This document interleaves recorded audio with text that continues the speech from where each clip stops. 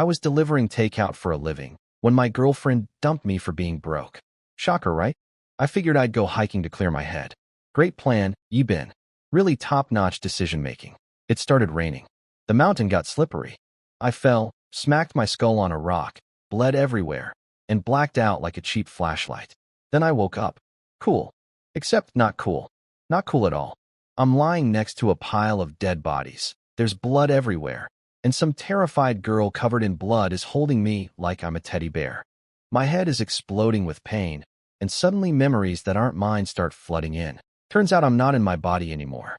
I've been stuffed into some 14-year-old kid in the freaking Stone Age. Welcome to the Falling Water Tribe.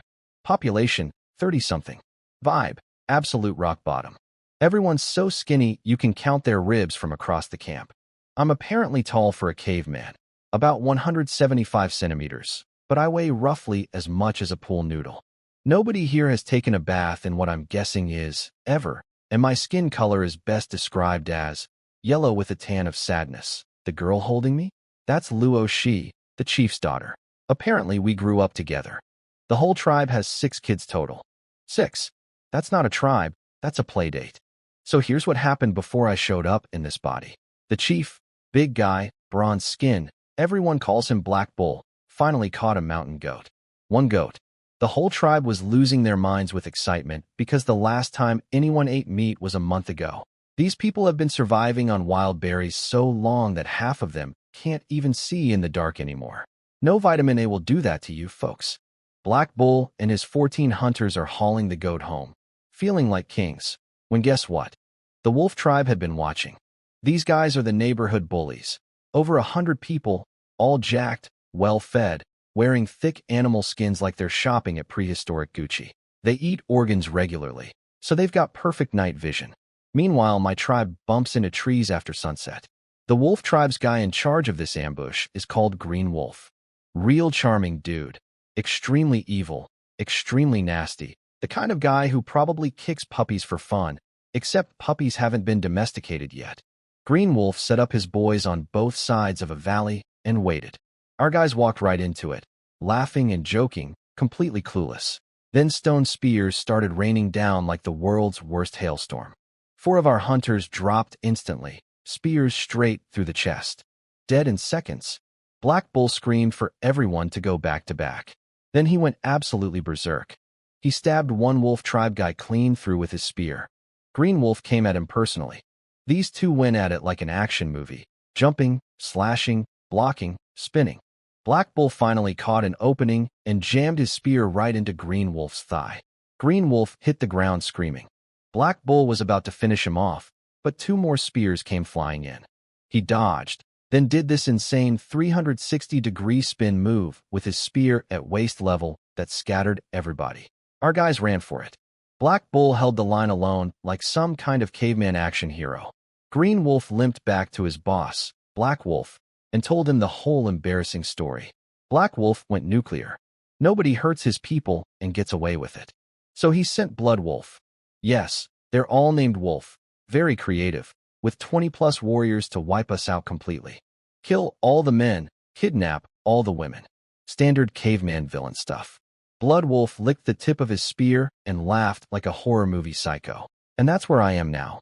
Stuck in a starving tribe with no bath, no takeout apps, and an army of roided-up cavemen marching straight toward us. I really should have just stayed home. So after the wolf tribe stole our goat and killed 4 of our guys, we were left with 10 men, 5 of them injured. The whole tribe sat around looking like the saddest group photo ever taken. Our dinner? 2 sour fruits each. Michelin star dining, folks. Black Bull decided we'd pack up and leave at sunrise. Find a new home, start fresh. Solid plan. One small problem, Blood Wolf and 20 warriors showed up that same night. Here's the fun part. Our tribe doesn't know how to make fire. So our camp was pitch black. The wolf tribe guys? They eat so many animal organs they can see in the dark like cats. We were basically sleeping in a horror movie and didn't even know it. They charged in. One of our guys got speared before he even woke up. Blood everywhere. Black Bull grabbed his weapon and rushed out fighting. More of our people dropped. Then blood splattered right onto Luo Shi's face.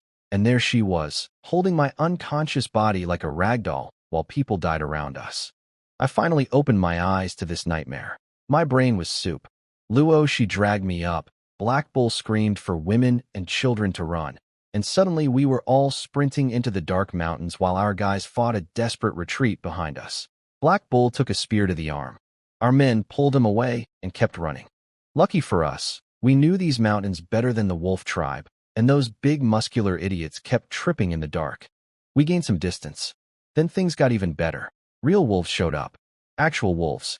With glowing red eyes in the forest. We were sandwiched, psycho cavemen behind us, hungry wolf pack ahead of us. A perfect situation for someone who was delivering noodles 48 hours ago. But the real wolves actually saved us. Blood Wolf's crew saw the beasts and decided chasing us wasn't worth becoming dog food. They turned back. I have never been so grateful for dangerous wildlife in my life. Except now we had 30-something wolves circling us instead. Great trade.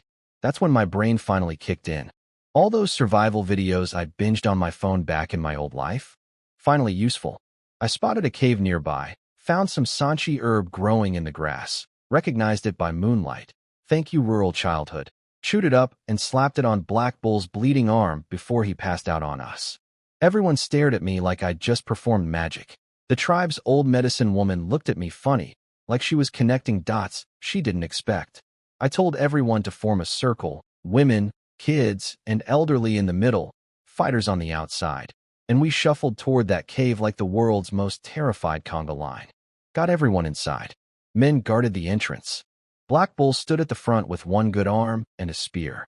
Now here I am, staring out at 30 pairs of glowing red eyes in the darkness. No fire, no real weapons, and 7 half-starved guys between us and a wolf buffet.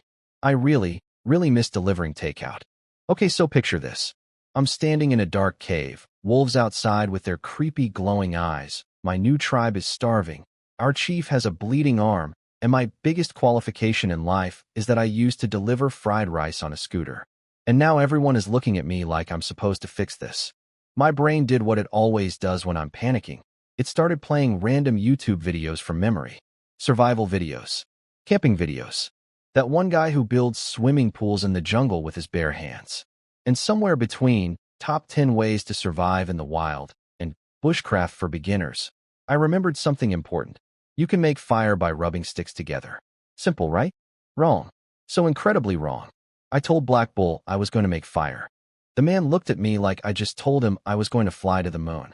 Everyone in the tribe had the same expression, like they'd seen a ghost. Turns out, in this world, only big, powerful tribes have fire. Small tribes like ours, we don't just not have fire. We're actually scared of it. Fire is basically magic here. It's like telling a bunch of medieval peasants you're going to pull out an iPhone and order pizza. Luo, she was staring at me with these huge, hopeful eyes, and I could tell she believed in me for absolutely no logical reason. Pure blind faith. No pressure or anything. Black Bull positioned the men at the cave entrance with their spears. The women stood behind them holding rocks the size of fists. That was our entire military defense system. Sticks and rocks. Against 30 wolves. I needed to hurry. I scrambled around the cave floor looking for dry wood. Found some decent pieces, grabbed a sharp stone flake, and started scraping shavings off the wood. Little curls of dry wood dust piled up on a bed of soft, dry twigs.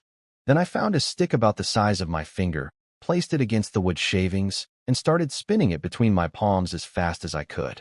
Nothing happened. I spun faster. Still nothing.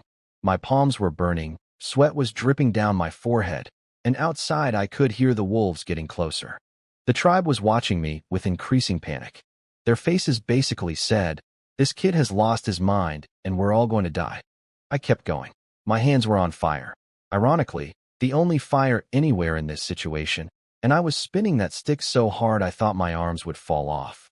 Every survival YouTuber made this look so easy.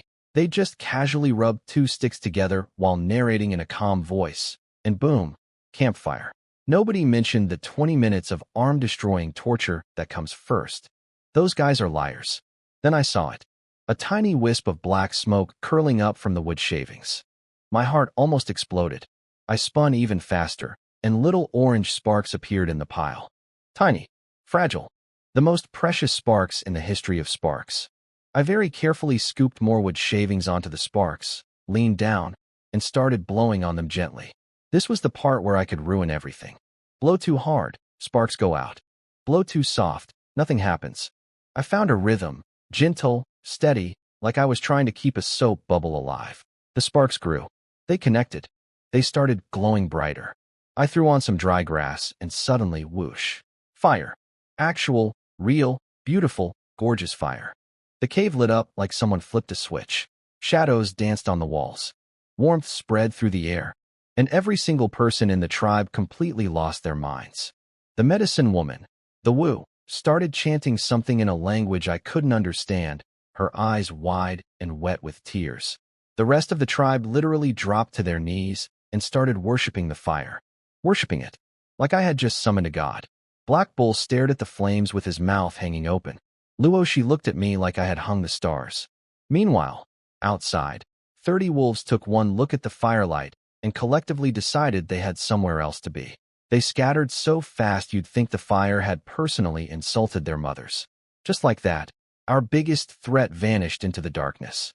I stood there, hands raw, covered in sweat and with dust, and thought, all those hours watching survival content instead of doing my deliveries just paid off. Every single one. I told the women to gather more sticks and branches to keep the fire going, then posted guards at the entrance. Nobody else knew how to maintain a fire, so I had to babysit the flames all night. Somewhere in the darkness, I saw the faintest glow on the horizon. Dawn was coming. We'd survived. That night changed everything for me in this tribe. Before the fire, I was nobody. This body I'm wearing used to pick fruit with the women. Lowest rank possible. The chief wouldn't even talk to this kid. But fire? Fire is the voice of the gods in the primitive world. And I just spoke fluent God. Black Bull and the Wu treated me with respect for the first time. When I suggested we relocate the tribe, they actually listened. Black Bull mentioned a place called Yellow River Valley. Lots of animals, good water, natural defenses from the surrounding mountains. Sounded perfect. We agreed to move at sunrise. Morning came, wolves were gone, and I pitched the relocation plan to the whole tribe. Some people didn't want to leave. Classic. Your home just got destroyed. A murder squad is hunting you.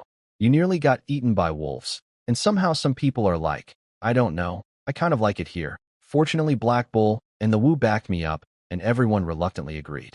One problem though, nobody had eaten. The tribe was running on zero fuel.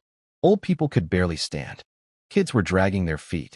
We needed food before we could travel anywhere. I spotted a stream not far from the cave. Full of fish. Big ones 2, 3, 4, 5 pounds each, just swimming around like they owned the place. I announced we were going fishing. The tribe looked at me like I suggested we catch clouds. Apparently, primitive people cannot fish. Their technique is literally run at the water and hit it with a stick, which, shockingly, does not work. The fish see you coming from a mile away and disappear. Everyone here considers fishing a complete waste of time.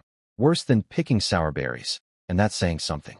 I led everyone to a bamboo grove nearby, found some sharp rocks, and started chopping down bamboo stalks about the width of my thumb. The hunters helped once they saw what I was doing. We cut 7 or 8 pieces, then I sharpened the tips on rocks until they were pointy enough to stab through a fish. Then came the fishing lesson. I brought 7 hunters into the stream and explained the key secret. Don't aim at the fish. Aim below the fish.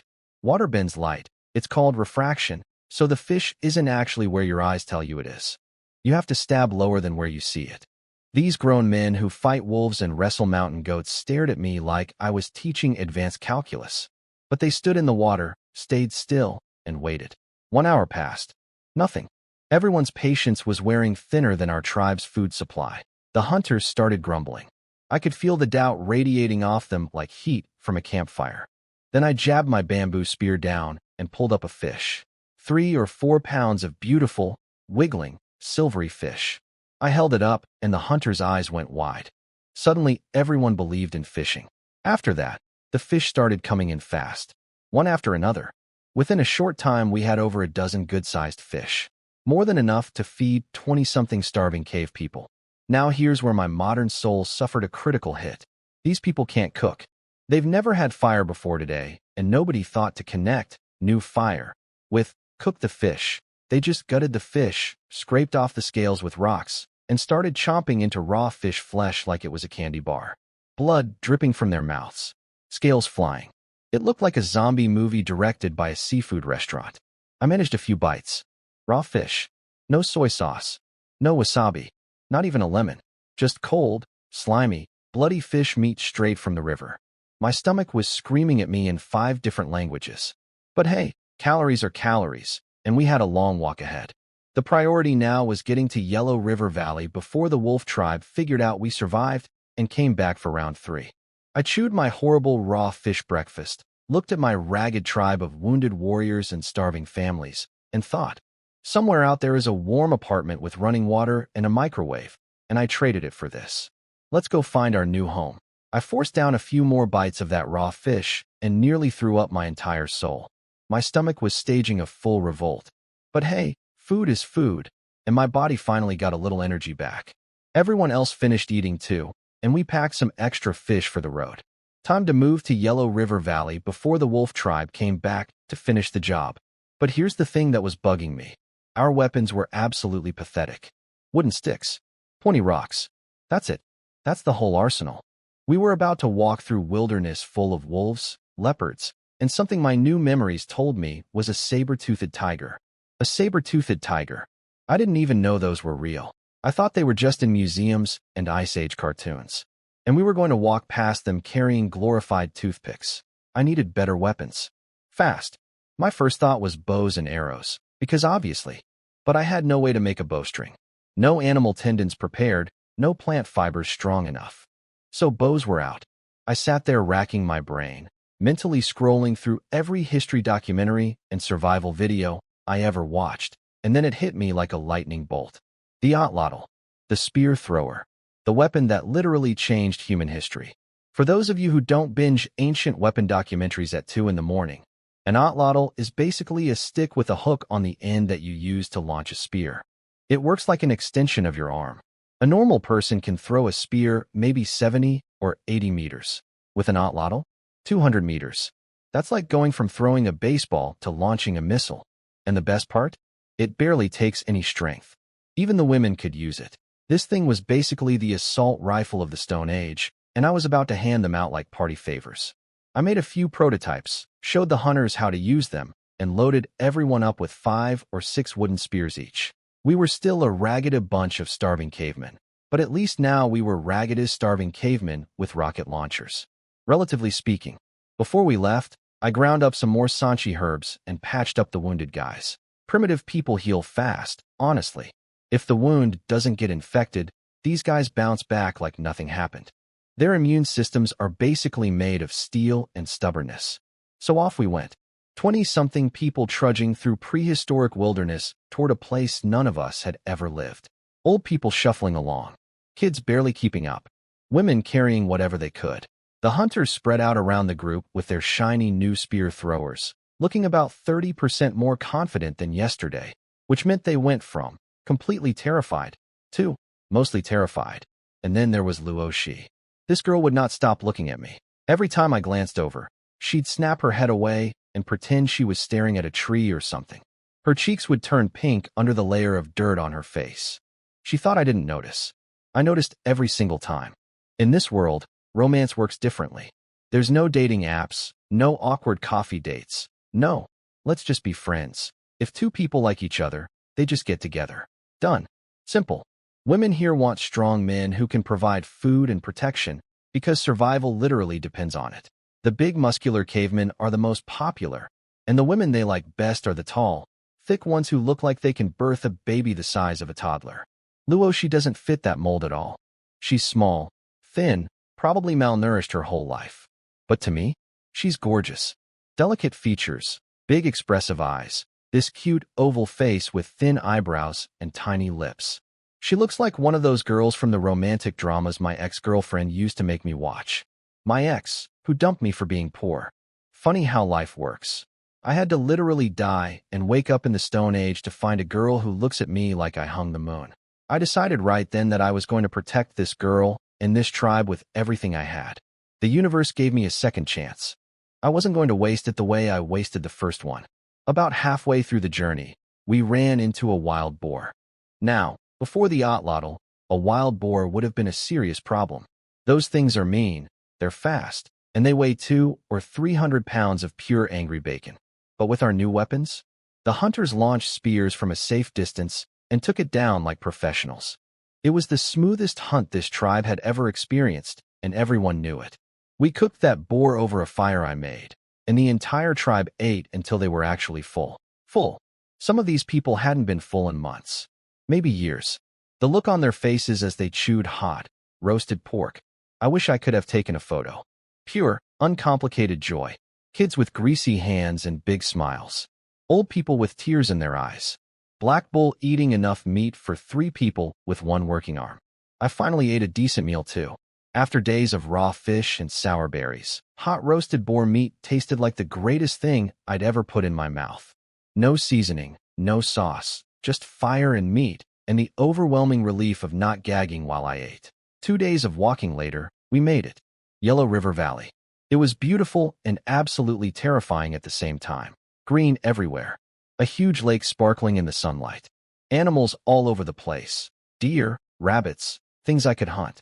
But also wolves casually strolling around, predators lurking in the tree line, and the general vibe of everything here can kill you. A few wolves actually looked at us, decided we weren't interesting, and just walked away. I've never been so grateful to be considered boring by a predator. We scouted the area and picked our spot. A flat area on a cliff about 3 or 4 meters above the lake. Water right below us for drinking and fishing. High ground so animals couldn't sneak up from behind, and enough space to build a real home. It was perfect.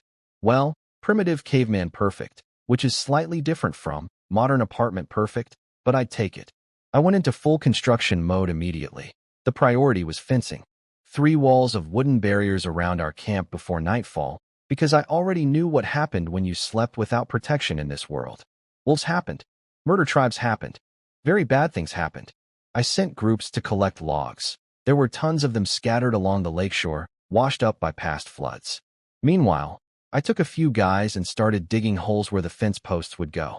We jammed the logs into the holes, packed mud around the bases, and started building wall after wall after wall. No lunch break. No water cooler chat. Just pure, desperate construction energy fueled by the memory of 30 wolves staring at us with hungry eyes. By the time the sun was directly overhead, everyone was dripping with sweat and groaning. But I couldn't let anyone stop.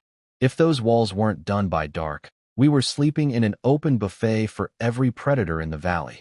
The tribe had enough food from the leftover boar and the dried fish we'd carried from the stream, so at least nobody was building on an empty stomach.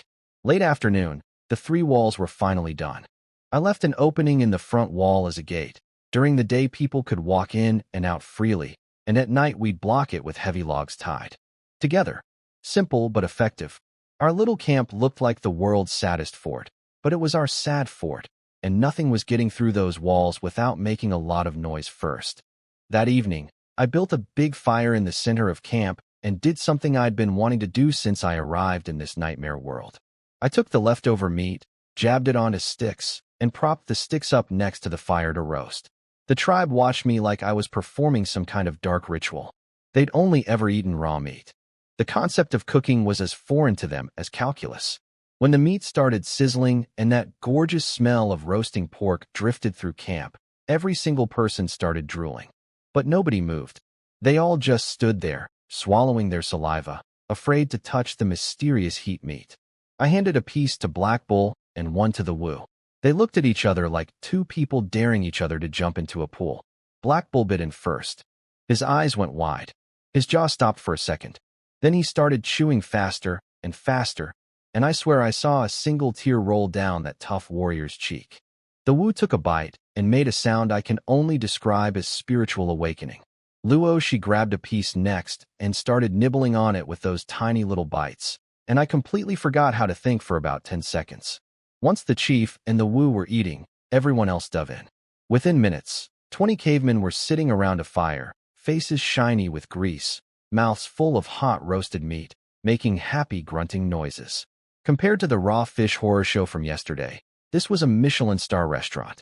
I sat there chewing my own piece of perfectly roasted boar, watching the firelight dance on happy faces, and thought one thing. This meat would be incredible with some salt. Just a little salt. That's all I'm asking, universe. You sent me back to the dawn of civilization. The least you can do is give me some sodium chloride. Finding salt just became priority number one. First night in our brand new home. Beautiful lakeside property. Stunning views. Open floor plan. 3 wooden walls and a prayer. I set up 2 teams to take shifts guarding through the night, and 2 groups of women to keep the fires burning. Everyone collapsed like they'd run a marathon, which honestly they basically had. I took the first shift myself because I trust exactly 0 people in this tribe to stay awake when it matters. Upper half of the night. Peaceful. Quiet. Almost pleasant. Stars overhead. Fire crackling. Lake shimmering behind us. I started thinking maybe this place wasn't so bad. Maybe we'd actually get a good night's sleep for once. Maybe the universe was finally cutting me some slack. The universe was not cutting me some slack. Somewhere around the deepest, darkest, most exhausting part of the night, when every single human being is biologically programmed to pass out, the guards fell asleep. All of them. Every last one. The fire had burned down to a sad little glow, and that's when the wolves showed up for a midnight snack. One wolf crept right up to the fence, stuck its nose through a gap, and chomped down on a sleeping guard's arm like it was a chicken drumstick. The guy screamed so loud, I think animals 3 valleys over woke up. Blood everywhere. Instant chaos. Everyone scrambled to their feet in pure panic. I grabbed my stone spear and didn't even think. Just lunged forward and drove that spear straight through the wolf's neck. It went in one side and came out the other. The wolf made one horrible sound, blood pouring down its fur, and then it stopped moving. My first kill in this world. Not exactly how I imagined my caveman career starting, but there it was. The other wolves saw their buddy die and completely lost their minds. Instead of running away like reasonable animals, they went berserk. They started throwing themselves at the fence, biting the wood, snarling, trying to tear the whole thing apart. I screamed for everyone to fight back, and the hunters started jabbing spears through the gaps. Several more wolves got skewered. Blood was painting our beautiful new fence a lovely shade of horror movie red. Then I saw it, standing on a hill in the distance, watching everything like a general surveying a battlefield, a white wolf. The Wolf King. This thing was massive. Its fur practically glowed in the moonlight, thick and lustrous like it had a personal grooming routine.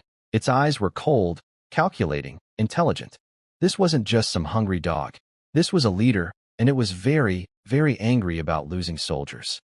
The Wolf King let out a long, mournful howl that basically translated to, "What in the world is that wooden thing, and why are my people dying against it?" Then it walked toward us. Slowly, deliberately, like it had all the time in the world. It started organizing the pack for a second attack. My heart was beating so hard I could hear it in my ears. The hunters were gripping their spears with white knuckles, everyone breathing hard, waiting. If the wolves broke through the fence, it was game over. No second chances. No respawn point. Just teeth and death. The pack charged again. Black Bull led the defense, and our guys fought like demons, stabbing through every opening they could find. The wolves threw themselves against the fence so hard it started bending and warping. Some wolves actually got their heads stuck between the wooden posts, which was both terrifying and, I'm sorry, a little bit funny.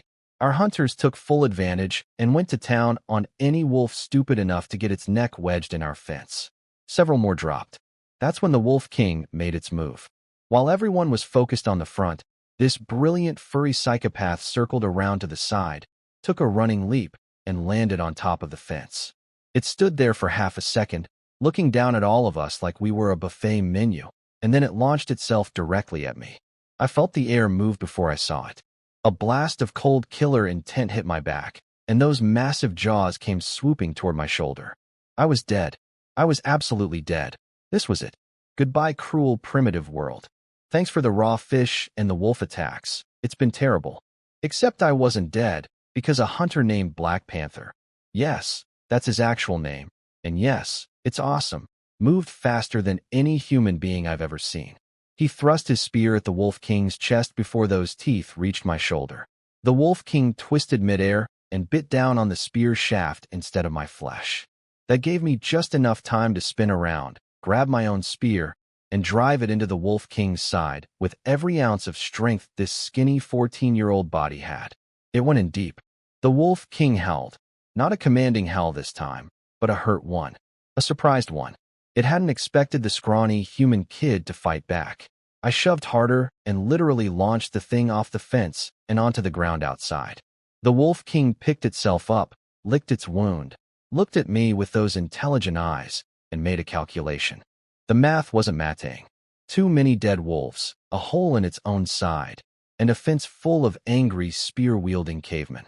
It let out one final howl, the retreat signal, and the entire pack pulled back, leaving 7 dead wolves behind. 7 wolf corpses.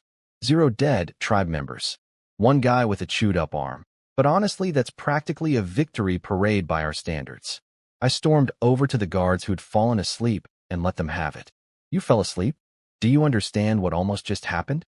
Without this fence, every single person in here would be wolf food right now. They hung their heads like children caught stealing cookies, except the cookies were everyone's lives. I knew they were exhausted. We all were, but come on. One job. You had one job. Then I turned to Black Panther, the man who'd just saved my life. This guy earned his name honestly. He runs like a leopard, moves like lightning, and apparently has 0 hesitation when it comes to shoving a spear at a Wolf King's chest. I made a mental note right there. This man was getting promoted. If I was going to build this tribe into something real, I needed people like him. Loyal, fast, brave, and not prone to falling asleep during wolf attacks. Luo Shi rushed over and started inspecting me head to toe, checking for wounds, poking my arms, turning me around. When she confirmed I wasn't bleeding anywhere, her whole body relaxed, and she let out this breath she'd apparently been holding since the fight started. This girl worried about me more than I worried about myself, and I found that simultaneously adorable and slightly concerning given that she was covered in wolf blood at the time. I patched up the bitten guard. The wound was basically a hole in his arm. Nasty looking, but not life-threatening as long as it didn't get infected. I'd been bitten by mean dogs plenty of times as a kid in rural China, so I actually had experience with this exact type of injury. Never thought my childhood dog bite collection would become a relevant medical credential, but here we are. Dawn was approaching. I told everyone to skin the wolves and save the meat. Old people back home always said wolf meat tastes sour. Well, today we were going to find out. You know what? It did taste a little sour. But sour meat beats no meat every day of the week and twice on wolf attack nights. After breakfast, wolf steaks. How fancy. I gathered the tribe and announced my grand construction plan. We were building a real house. Mud brick walls. Actual shelter. No more sleeping behind a wooden fence and hoping for the best. I remembered how my grandparents' house back in rural China was built. Mud bricks made from clay, straw, and small stones, all mixed together and packed into molds. Those old farmhouses lasted decades. Some of them were still standing. If my grandma's house could survive 50 years of weather, my mud bricks could survive some wolves. Only problem, no straw. This is the Stone Age. Nobody's farming rice yet. I'd have to use wild grass instead. Close enough. Hopefully. I split the entire tribe into work crews like a tiny prehistoric construction company. 7 women got assigned to dig clay. Their tools? Broken sticks. Not exactly heavy machinery, but it's what we had. 5 kids, including Luo Shi, went out to cut wild grass with stone knives.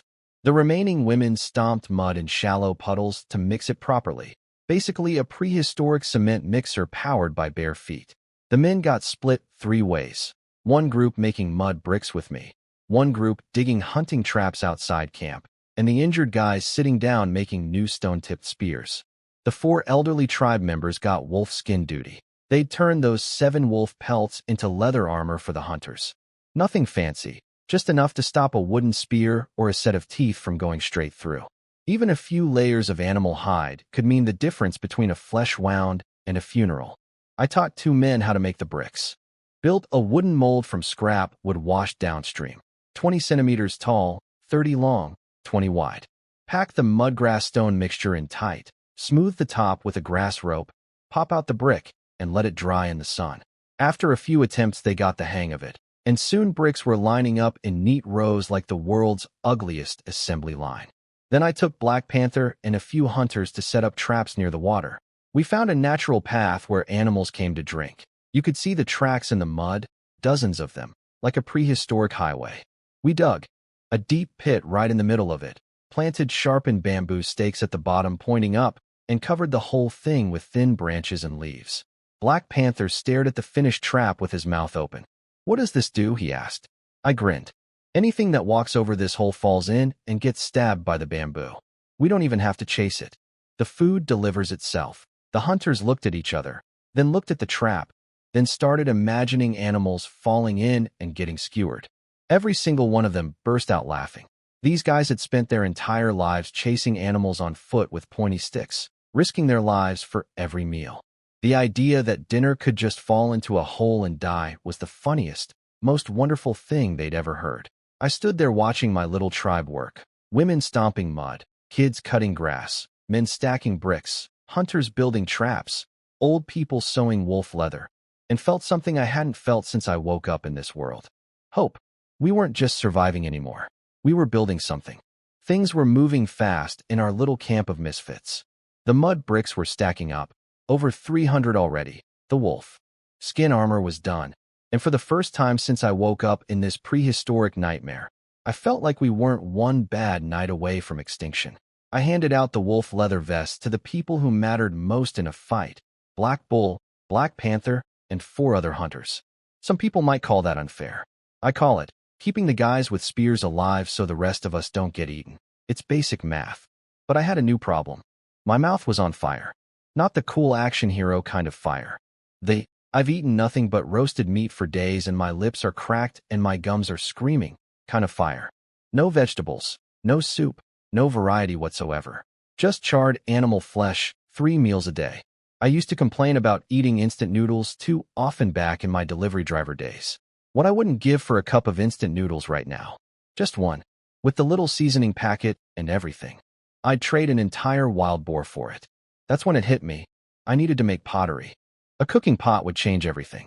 Instead of just burning meat over a fire like cavemen, which, fair enough, we literally are, we could boil water, make stew, cook vegetables, and stretch our food supply way further. 10 people's worth of roasted meat could feed 15 if you turn it into soup with some wild greens and mushrooms thrown in.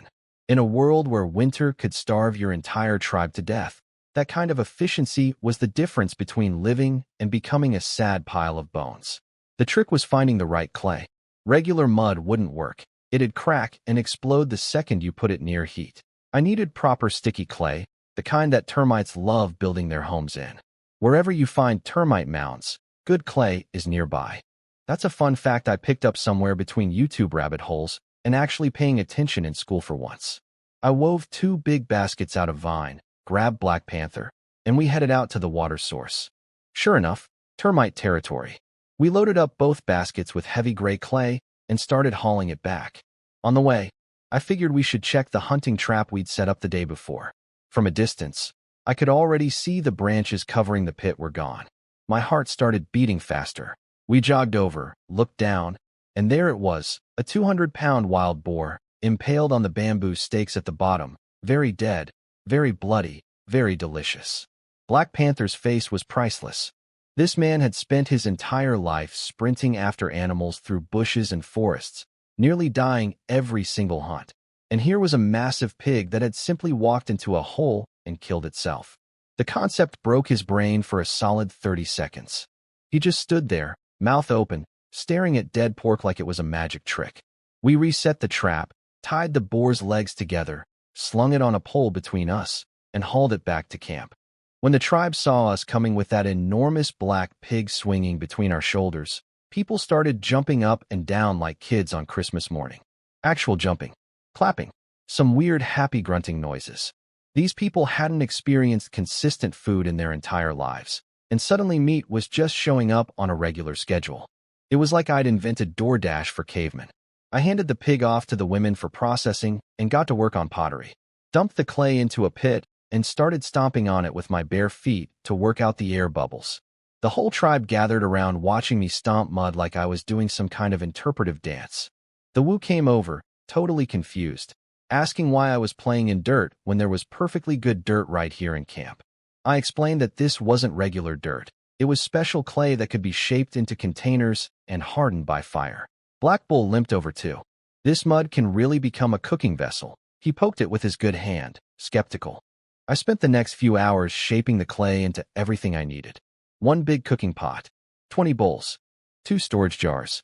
My pottery skills were somewhere between kindergarten art class and mildly competent, but this wasn't a beauty contest. It just needed to not explode when heated. I figured maybe 60% of these pieces would survive the firing process. 60% of 20 bowls is 12 bowls, which is 12 more bowls than we currently own, so I'd take those odds. When I explained to everyone what these clay shapes would become, pots for making stew, bowls for eating soup, jars for storing food, the tribe erupted into the most enthusiastic celebration I'd ever witnessed. And by celebration, I mean they formed a circle and started doing what I can only describe as aggressive random flailing set to no music whatsoever. Arms everywhere, legs going in different directions, heads bobbing. It looked like someone threw a rave inside a mental institution. Primitive dancing is truly something else. I stood there watching 20-something adults lose their collective minds doing the prehistoric equivalent of the Macarena performed by people who'd never heard of rhythm, and I thought, these are my people now. I couldn't fire the pottery right away, though. Fresh clay needs to dry for several days first, or it'll warp and shatter in the kiln. Also, I needed a massive amount of charcoal, which meant burning a lot of wood down to coals. More work for later. Everything in the Stone Age takes forever. There's no Amazon Prime. There's no next day delivery. You want a bowl? That'll be 5 days of drying, half a day of firing, and a 60% chance it cracks anyway. Enjoy. That evening, something happened that I genuinely did not expect. Black Bull and the Wu called the whole tribe together and made an announcement. They said that ever since I woke up from my head injury, I'd been a completely different person. I brought fire. I brought cooked food. I invented the spear thrower. I built traps that catch food while we sleep. I constructed walls that saved everyone from wolves. And for all those reasons, they wanted me to become the new chief of the tribe. Me, 14 years old, skinny as a stick, couldn't bench press a medium-sized dog. Chief. Luo, she was beaming at me from the crowd with those sparkling eyes, practically vibrating with pride. The rest of the tribe was nodding along like this made perfect sense. I looked down at my scrawny arms, my muddy feet, my body that weighed about as much as one of that wild boar's legs, and thought, in what universe does this kid lead a tribe of warriors? But then I looked at what we'd built in just a few days. Walls, traps, weapons, fire, cooked food, pottery drying in the sun.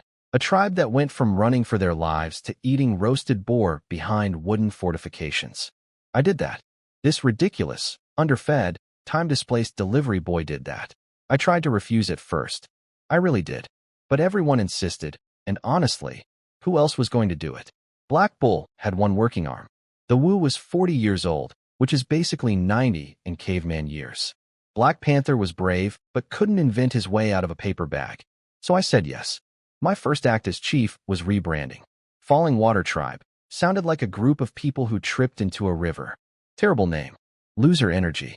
We were starting fresh in a new valley with new walls and new fire, so we needed a new name. I thought about where my soul came from. Earth, China, a civilization thousands of years in the future, and chose the name that meant the most to me, Huaxia. The ancient word for China. For home. For everything I'd lost, and everything I was going to build again from scratch in this ridiculous world. The Huaxia tribe. It sounded right. I immediately started making plans in my head. Houses first, then pottery firing, then proper city walls, then a livestock pen so we could stop risking lives on daily hunting trips.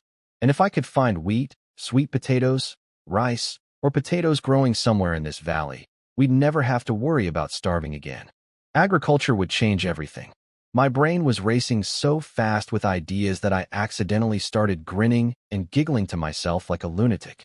The entire tribe backed away from me slowly, clearly wondering if their brand new chief had lost his mind. I snapped out of it and told them I was contemplating the future of the tribe, which sounded way more dignified than I was daydreaming about French fries. Next morning, everyone fell into their roles like a well-oiled machine. Women gathering firewood, kids cutting grass, men making bricks and digging clay. I sent Black Panther to check the traps since Black Bull's arm was still healing. Our little tribe, the mighty Huaxia tribe, was finally starting to look like something real.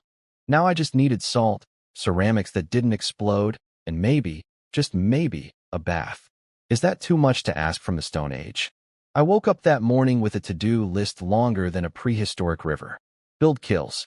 Make charcoal. Fire pottery. Invent a bellows. Construct a house. Maybe squeeze in creating an entirely new weapons technology before lunch. You know, normal Tuesday stuff for a former takeout delivery guy who can't even do 10 push-ups. First up, kills. I spent the entire morning slapping mud into shapes that were supposed to be furnaces. When I finished, I had 3 or 4 lumpy monstrosities that looked like a toddler had sculpted them during a tantrum. Ugly? Absolutely. Functional? Hopefully. In this world, aesthetics come dead last on the priority list, right behind not getting eaten and finding salt. Then I built a bellows, which sounds impressive until you realize I was basically jamming bamboo strips and mud together, carving a wooden plank, poking a hole through it, and shoving a stick in. The engineering was about as sophisticated as a potato. But when I connected it to the kiln with a bamboo tube and sealed everything with mud, it actually worked. Air pumped in, fire burned hotter, and I felt like a genius for approximately 4 seconds before remembering I still lived in a world without toilets. The women hauled back over 300 pounds of firewood. I stacked it all inside the kilns nice and neat, lit fires underneath, pumped the bellows until the wood was burning strong, then sealed the kilns shut with mud. By tomorrow morning, all that would transform into charcoal. Charcoal burns way hotter than regular wood. Hot enough to fire pottery, smelt things, and generally make life significantly less terrible. 3 kilns running at once meant 3 batches of charcoal by sunrise. I was basically running a tiny industrial revolution powered by mud and desperation. While the kilns cooked overnight, I checked on the brick situation. 400 new bricks today, faster than yesterday. The 2 guys I taught were becoming legitimate brick-making professionals. I scouted a spot for our first real house, about 200 meters from the river, on high ground, with space nearby for an animal pen inside the fence. Perfect location. Close to water, but elevated enough that nothing could sneak up on us while we slept. That was the theory anyway. Things sneaking up on us was kind of our specialty so far. Then Black Bull and Black Panther showed up carrying a dead mountain goat on a pole between them. But that wasn't even the best part. Each of them was also holding 2 baby goats. Live ones. Wiggling, bleeding, adorable little baby goats. The trap had caught the mother, and the babies were just standing around looking confused. Black Panther pulled out his stone knife and was about to butcher the whole family right there. I nearly tackled him. Stop. We're not eating the babies. Everyone stared at me like I'd announced we were going vegetarian. In their minds, animals exist for exactly one purpose: becoming dinner as fast as possible. I explained the concept of farming. Keep the goats alive, feed them grass, let them grow and multiply. When food gets scarce, then you eat them. It's like a savings account, except the savings account is fluffy and goes, bah. The tribe had never heard of such a wild idea. Raise animals. On purpose? Instead of chasing them through forests and nearly dying? Revolutionary. I bandaged the mother goat's wounds, built a little pen, and assigned the women and kids to daily grass-cutting duty for our new livestock. We were officially ranchers. The world's worst, tiniest, most pathetic ranch. 3 goats and a dream. But it was a start. That afternoon, I dragged Black Panther on an expedition that would change the tribe's entire future. We hiked into the hills looking for edible plants, and I stumbled across a grove of paper mulberry trees. These trees are incredible. Their bark is tough and flexible, perfect for making rope, bowstrings, and binding material. I nearly hugged one of those trees. Black Panther probably thought I was having a spiritual moment. I was actually just calculating how many weapons I could build. We stripped bark off a bunch of trees and hauled it back along with bamboo and small branches. Back at camp, I got to work on my masterpiece. I heated bamboo over fire, slowly bending it into a curved bow shape. Made several bamboo arrows. Then Black Panther and I processed the mulberry bark into strong cord, twisting fibers together until we had a proper bowstring. I strung the bow, knocked an arrow, drew it back as far as it would go, and let it fly. That arrow shot 30 meters and buried itself into a wooden post so hard the tail end was still vibrating when everyone ran over to look. Dead silence. Then I started laughing like a maniac because I just invented the most powerful ranged weapon this world had ever seen. These people had been fighting with pointy sticks their entire lives, throwing rocks at things. running after animals on foot. And now I was standing here holding a device that could kill something from 30 meters away without moving a single step. Luoshi was staring at me with her mouth slightly open, cheeks going pink again. The Wu looked like she was about to faint from excitement. The hunters were drooling over the bow like it was made of solid gold. Every single one of them wanted their own immediately. I could practically see cartoon hearts forming in their eyes. Except instead of romance, it was pure weapon lust. I called over the 4 elderly tribe members and taught them how to make bows and arrows. One old guy everyone called Old Bear, apparently a legendary fighter back in his day, was especially thrilled. These elders had been feeling useless, just mouths to feed in a tribe that could barely feed anyone. Now they had a purpose. Their faces lit up like kids getting birthday presents. Old Bear's hands were shaking with excitement as he shaped his first bow. I showed them how to chip small stones into sharp arrowheads and attach them to the bamboo shafts. Stone-tipped arrows could punch through skin and leather easily. My goal was simple. Every single person in the tribe gets a bow and at least 10 arrows. Women included, children included, old people included. If wolves attacked again, or if the wolf tribe showed up, I wanted arrows raining down from every direction. With the high ground advantage of our camp, we'd be nearly untouchable. While the elders cranked out weapons, I led the hunters to dig the foundation for our house. Proper construction requires a foundation about a meter deep, but we didn't have time for proper anything. We dug half a meter and called it good enough. Mixed up mortar from yellow mud, water, and chopped grass, basically prehistoric concrete, and started stacking bricks. Layer of bricks, layer of mortar, layer of bricks, layer of mortar. Within a few hours, 4 walls stood at head height. It was the ugliest building in the history of architecture, but it was a building, with walls that wouldn't fall over when a wolf sneezed at them. Next morning, I stepped outside and immediately got a sharp rock jammed into the bottom of my bare foot. Pain shot through my entire leg. I hopped around cursing in a language nobody understood, and then it hit me. Why was I still barefoot? I'm a modern human soul with thousands of years of footwear knowledge bouncing around inside my head, and I'd been walking around on naked feet like some kind of animal this whole time. Idiot. Complete idiot. I grabbed a bundle of long grass, sat down with Old Bear and the elders, and showed them how to twist grass into rope and weave rope into sandals. 20 minutes later, I was wearing the first pair of shoes in tribal history. They weren't exactly Nikes. They weren't even close to comfortable by modern standards. But compared to bare feet on rocks and thorns and prehistoric who knows what, they felt like walking on clouds. The whole tribe stared at my feet with pure jealousy. Within an hour, the elders were cranking out sandals for everyone. Then came the moment I'd been waiting for. The kills had cooled overnight. I cracked open the mud seal, and there it was. Beautiful, perfect, jet black charcoal. I picked up 2 pieces and clinked them together. They rang out with a clean, crisp sound that meant they were properly carbonized. Tomorrow I'd fire the pottery. Real cooking pots. Real bowls. Real soup. I grabbed a tall woman from the tribe and put her on fire duty at the kiln, stoking charcoal and pumping the bellows. She was built like a truck and worked without complaint, sweat pouring down her face in rivers. I had to remind myself to focus on the mission and stop getting distracted. My heart belonged to Luo Shi, the girl with the dimples and the tiny tiger teeth who smiled at me like I'd invented sunshine. I shook my head violently to clear the daydreams and went back to supervising construction. There were houses to build, pottery to fire, a civilization to invent. Romance could wait until we at least had chairs. 700 mud bricks sat drying in the sun like the ugliest chocolate bars ever made, and I had a grand architectural vision in my head. 5 houses arranged in a diamond pattern, 1 in each corner for guards, mine in the center so I could coordinate if anything attacked. Plus 2 toilets and 2 bathhouses, because even cavemen deserved basic dignity. I was essentially designing a tiny military base using mud, sticks, and prayers. My house would be built last because that's what good leaders do. Also because I secretly wanted mine to be the nicest one, and practice makes perfect when your construction crew has never seen a building before.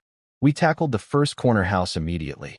Winter was breathing down our necks, and sleeping behind a wooden fence with wolves circling was getting really old. I designed the house without windows because letting cold winter air blow through your bedroom is a terrible idea in any century. Instead, I left a small observation hole, just big enough to peek through and see if anything outside wanted to murder us.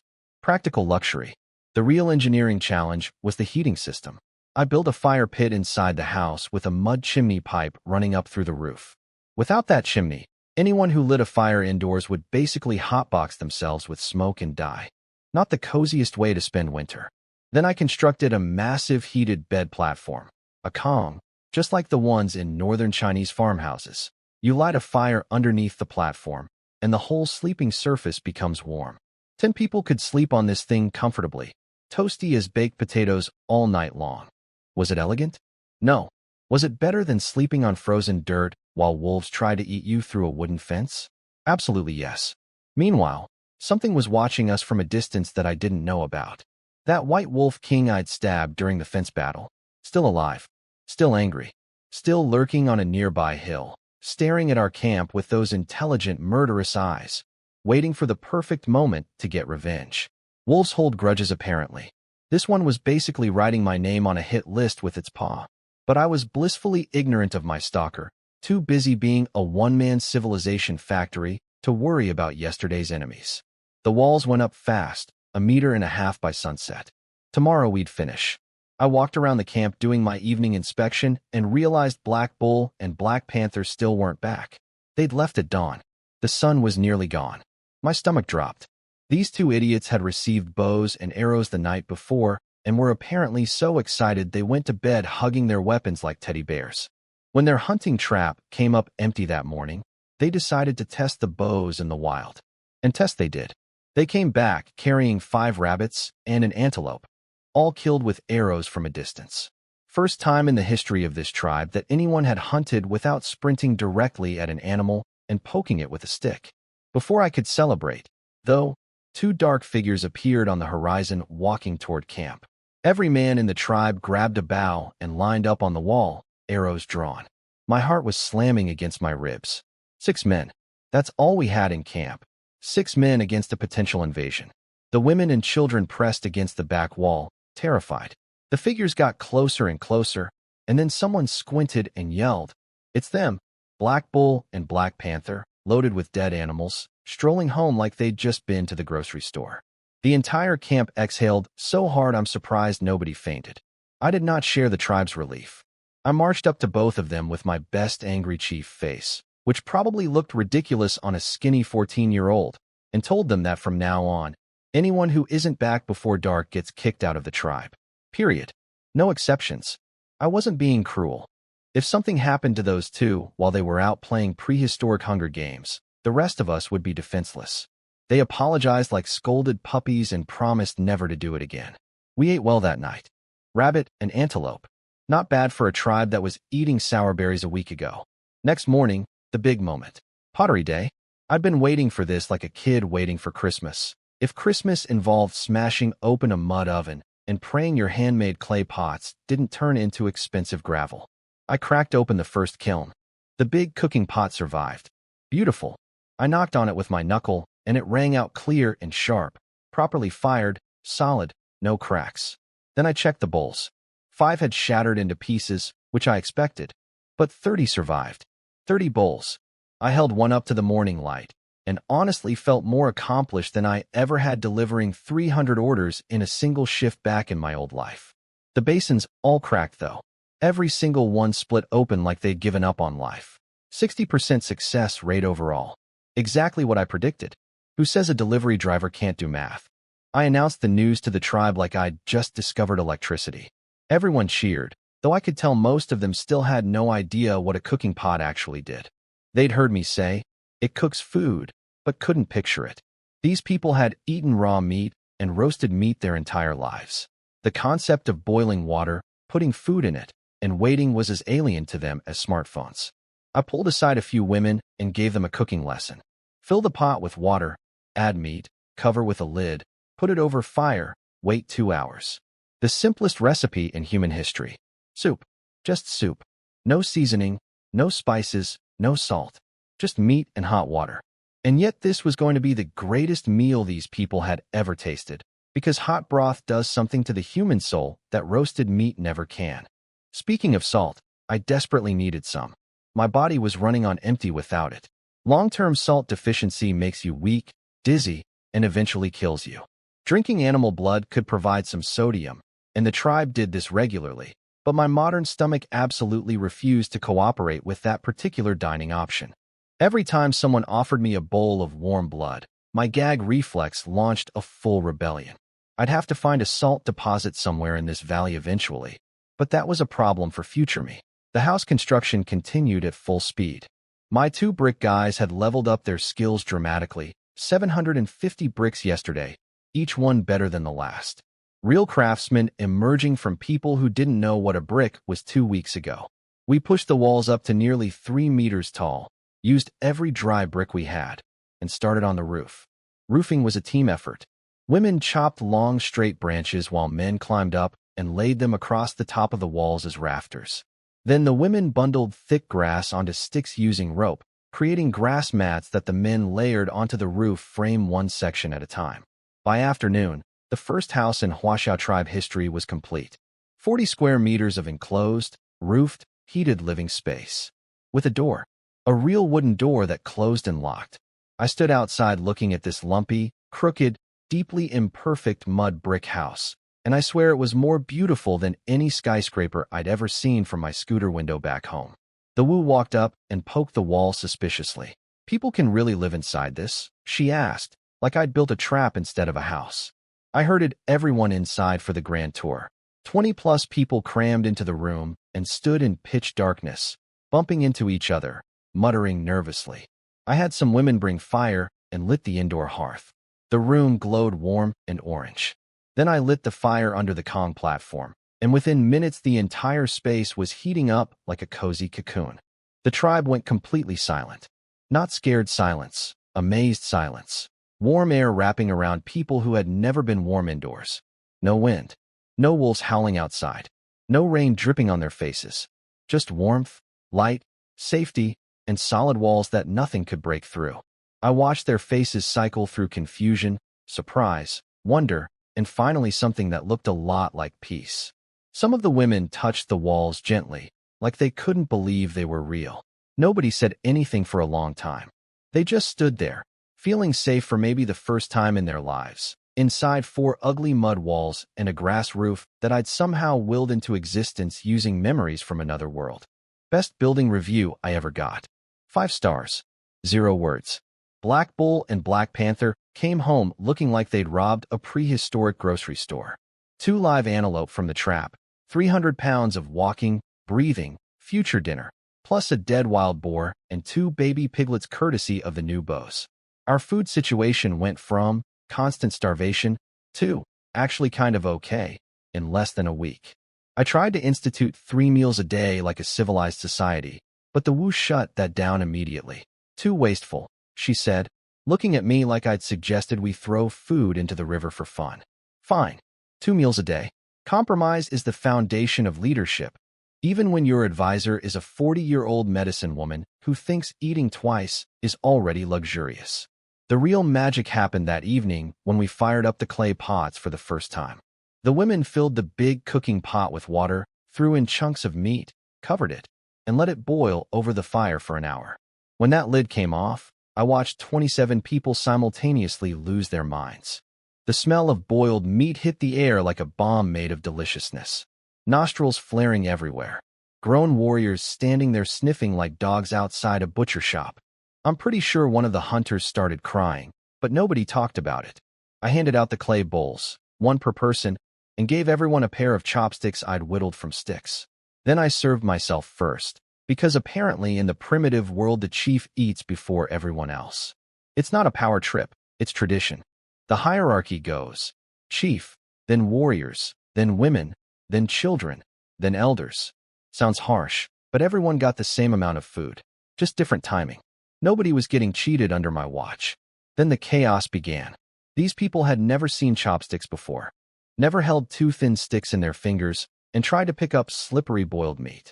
Half of them grabbed the hot meat with bare hands and immediately screamed because, surprise, boiled meat is boiling hot. But did they drop it? No. They screamed and kept eating. Pain meant nothing compared to how good that meat tasted. One guy was literally blowing on his burning fingers while simultaneously shoving pork into his face with the other hand. It was beautiful and horrifying. Some people tried the chopsticks and couldn't grab anything. The sticks kept crossing, sliding, launching meat across the room like tiny catapults.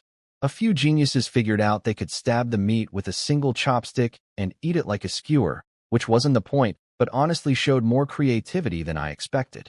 Others just gave up and scooped the meat out of their bowls by tilting the whole bowl against their mouths and letting it slide in. Soup went everywhere. The floor looked like a crime scene made of broth. I put my foot down. Nobody eats without using chopsticks. And everyone washes their hands before eating. Those are the rules. You'd think I'd ask them to solve algebra. People lined up at the water grumbling, washing their hands for probably the first time in their lives, looking personally offended that I was making them touch water before touching food. But the threat of no chopsticks, no dinner, was strong enough motivation. Food is the ultimate bargaining chip in any civilization, and I was not above using it. Luo, she sat next to me eating her second bowl with oil all over her chin, looking absolutely adorable, and I had to physically stop myself from staring. She'd figured out the chopsticks faster than anyone, delicately picking up pieces of meat like she'd been doing it her whole life. Meanwhile, 3 grown men behind her were wrestling a single piece of pork between 6 chopsticks and losing. The best part? This pot of stew fed all 27 of us using only enough meat for 14 people eating roasted. That's almost half the food for the same number of full bellies. The math was beautiful. What used to last 1 day could now stretch to 2. In a world where winter could kill your entire tribe through starvation, I had basically just doubled our food supply with one ugly clay pot. The tribe went absolutely nuts when they realized this. Jumping, yelling, doing that terrible prehistoric dance again. I let them celebrate because, honestly, they deserved it. That night, everyone squeezed into the new house. First time sleeping indoors for every single person in this tribe. The Kong heated up from the fire below, and the 10 people on top of it, the old folks, kids, and women, were warm for the first time in forever. The rest of us slept on the ground on animal skins, which sounds bad, but was roughly 1,000% better than sleeping outside where wolves could eat your face. I should mention one critical issue that nearly ruined everything: the smell. 27 people who have never taken a bath in their entire lives, packed into one room, sleeping on top of each other. The odor was... I don't have words. Actually, I do have words, but none of them are appropriate. Imagine a locker room inside a dumpster inside a hot swamp. My eyes were watering. My nose tried to crawl off my face. Some of these people hadn't seen water touch their bodies since the day they were born, and it showed. It showed aggressively.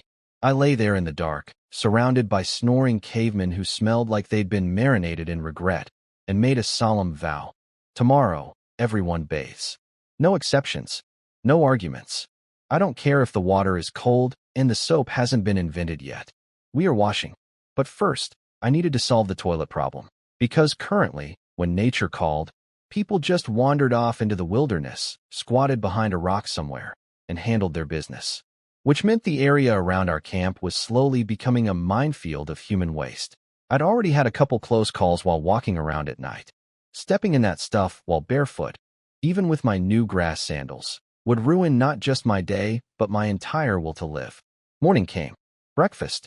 More stew. More chopstick struggles. Then I got to work on what might be my least glamorous, but most important construction project yet: toilets. I grabbed 2 men and marched them to spots near the house. Drew 2 circles on the ground. Dig. 1 meter deep. Come get me when you're done. They looked confused but started digging without question. At this point, nobody questioned the weird stuff I asked them to do. I'd earned enough credibility through fire, weapons, pottery, and houses that if I told them to dig a hole, they dug a hole. While they excavated our future restrooms, I checked on the mud brick situation. 800 new bricks yesterday. Our 2-man brick factory was hitting record production numbers. These guys deserved Employee of the Month awards, except we didn't have months or awards or employees. They just had mud and determination, which was close enough. The toilet construction took a few hours. We bricked up small rooms around each hole, installed wooden doors, more like wooden panels that swung on rope hinges, but let's be generous and call them doors, laid wooden planks across the pits with a gap in the middle for the important part, and topped everything with a simple roof of wood and grass. Not exactly five-star restroom facilities, but infinitely better than squatting behind random rocks while keeping one eye out for saber-toothed tigers. Then came the announcement. I gathered everyone and explained the system. This toilet is for men. That toilet is for women. You squat over the hole. You do your business. You leave. Simple. The women turned red. Not just a little pink, full tomato red. They were mortified that their chief was standing in front of them explaining bathroom procedures like a kindergarten teacher. One woman covered her face with both hands. Another turned around entirely so she wouldn't have to make eye contact while receiving a toilet tutorial. The men, predictably, didn't care at all and just nodded along with blank faces.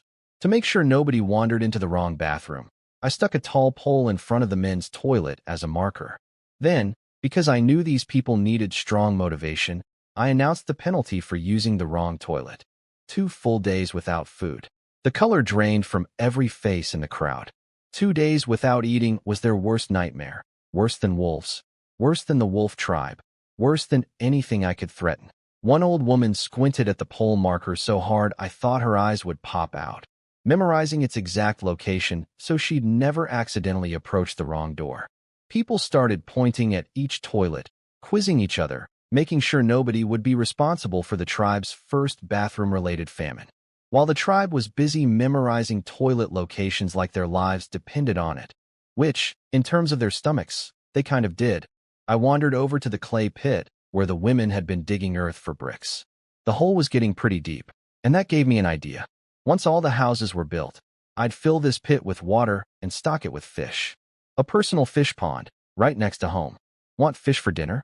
Walk 20 steps, scoop one out, done. No more standing in freezing rivers for hours trying to spear slippery trout. The Stone Age version of having a fridge stocked with groceries. I also sent Black Bull and Black Panther to dig 2 more hunting traps near different water sources. My philosophy was simple. The more traps catching food while we sleep, the fewer hunters risking their lives every day. Every trap was a tiny insurance policy against starvation. Eventually, between the traps, the goat ranch, the fish pond, and the hunting, we'd have so many food sources that even winter couldn't starve us out. The old fence we'd built on our first night got converted into a proper animal pen. 3 goats and 2 antelope now lived inside it, munching grass that the kids harvested daily. Our livestock collection was growing. The goats' wounds had healed nicely, and they seemed content to stand around eating free grass instead of running for their lives in the wilderness. Honestly, they had a better deal than most of us. That night, I lay on the hard floor of our mud house, surrounded by marginally cleaner people who now used toilets and chopsticks, listening to gentle snoring and the crackle of the fire, and made my plan for tomorrow. Bathhouse construction. Mandatory hygiene. Maybe find some wild vegetables for the stew. Start the next house. Check the traps. Keep the brick production rolling. This tribe went from homeless, starving, fireless refugees to a fenced compound with a house, toilets, pottery, livestock, multiple food sources, bows and arrows, and assigned guard rotations. All in less than 2 weeks. Not bad for a delivery boy. I built 2 bathhouses that afternoon, one for men, one for women, and stuck a pole in front of the men's side. Same system as the toilets. My tribe was slowly becoming the most organized group of cavemen in prehistoric history. We had separate bathrooms, separate bathing facilities, and a marking system to prevent gender-based navigational disasters. Somewhere in the future, a health inspector would be proud. Probably not, actually, but compared to last week when everyone just squatted behind the nearest rock, we were basically running a luxury resort. Black Bull and Black Panther rolled in at sunset, dragging enough meat to feed an army. 2 sheep from one trap, one alive, one dead, plus a 200-pound wild boar they'd shot with arrows.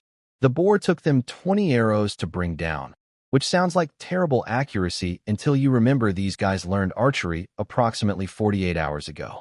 Before that, their ranged combat experience consisted of throwing rocks and hoping for the best.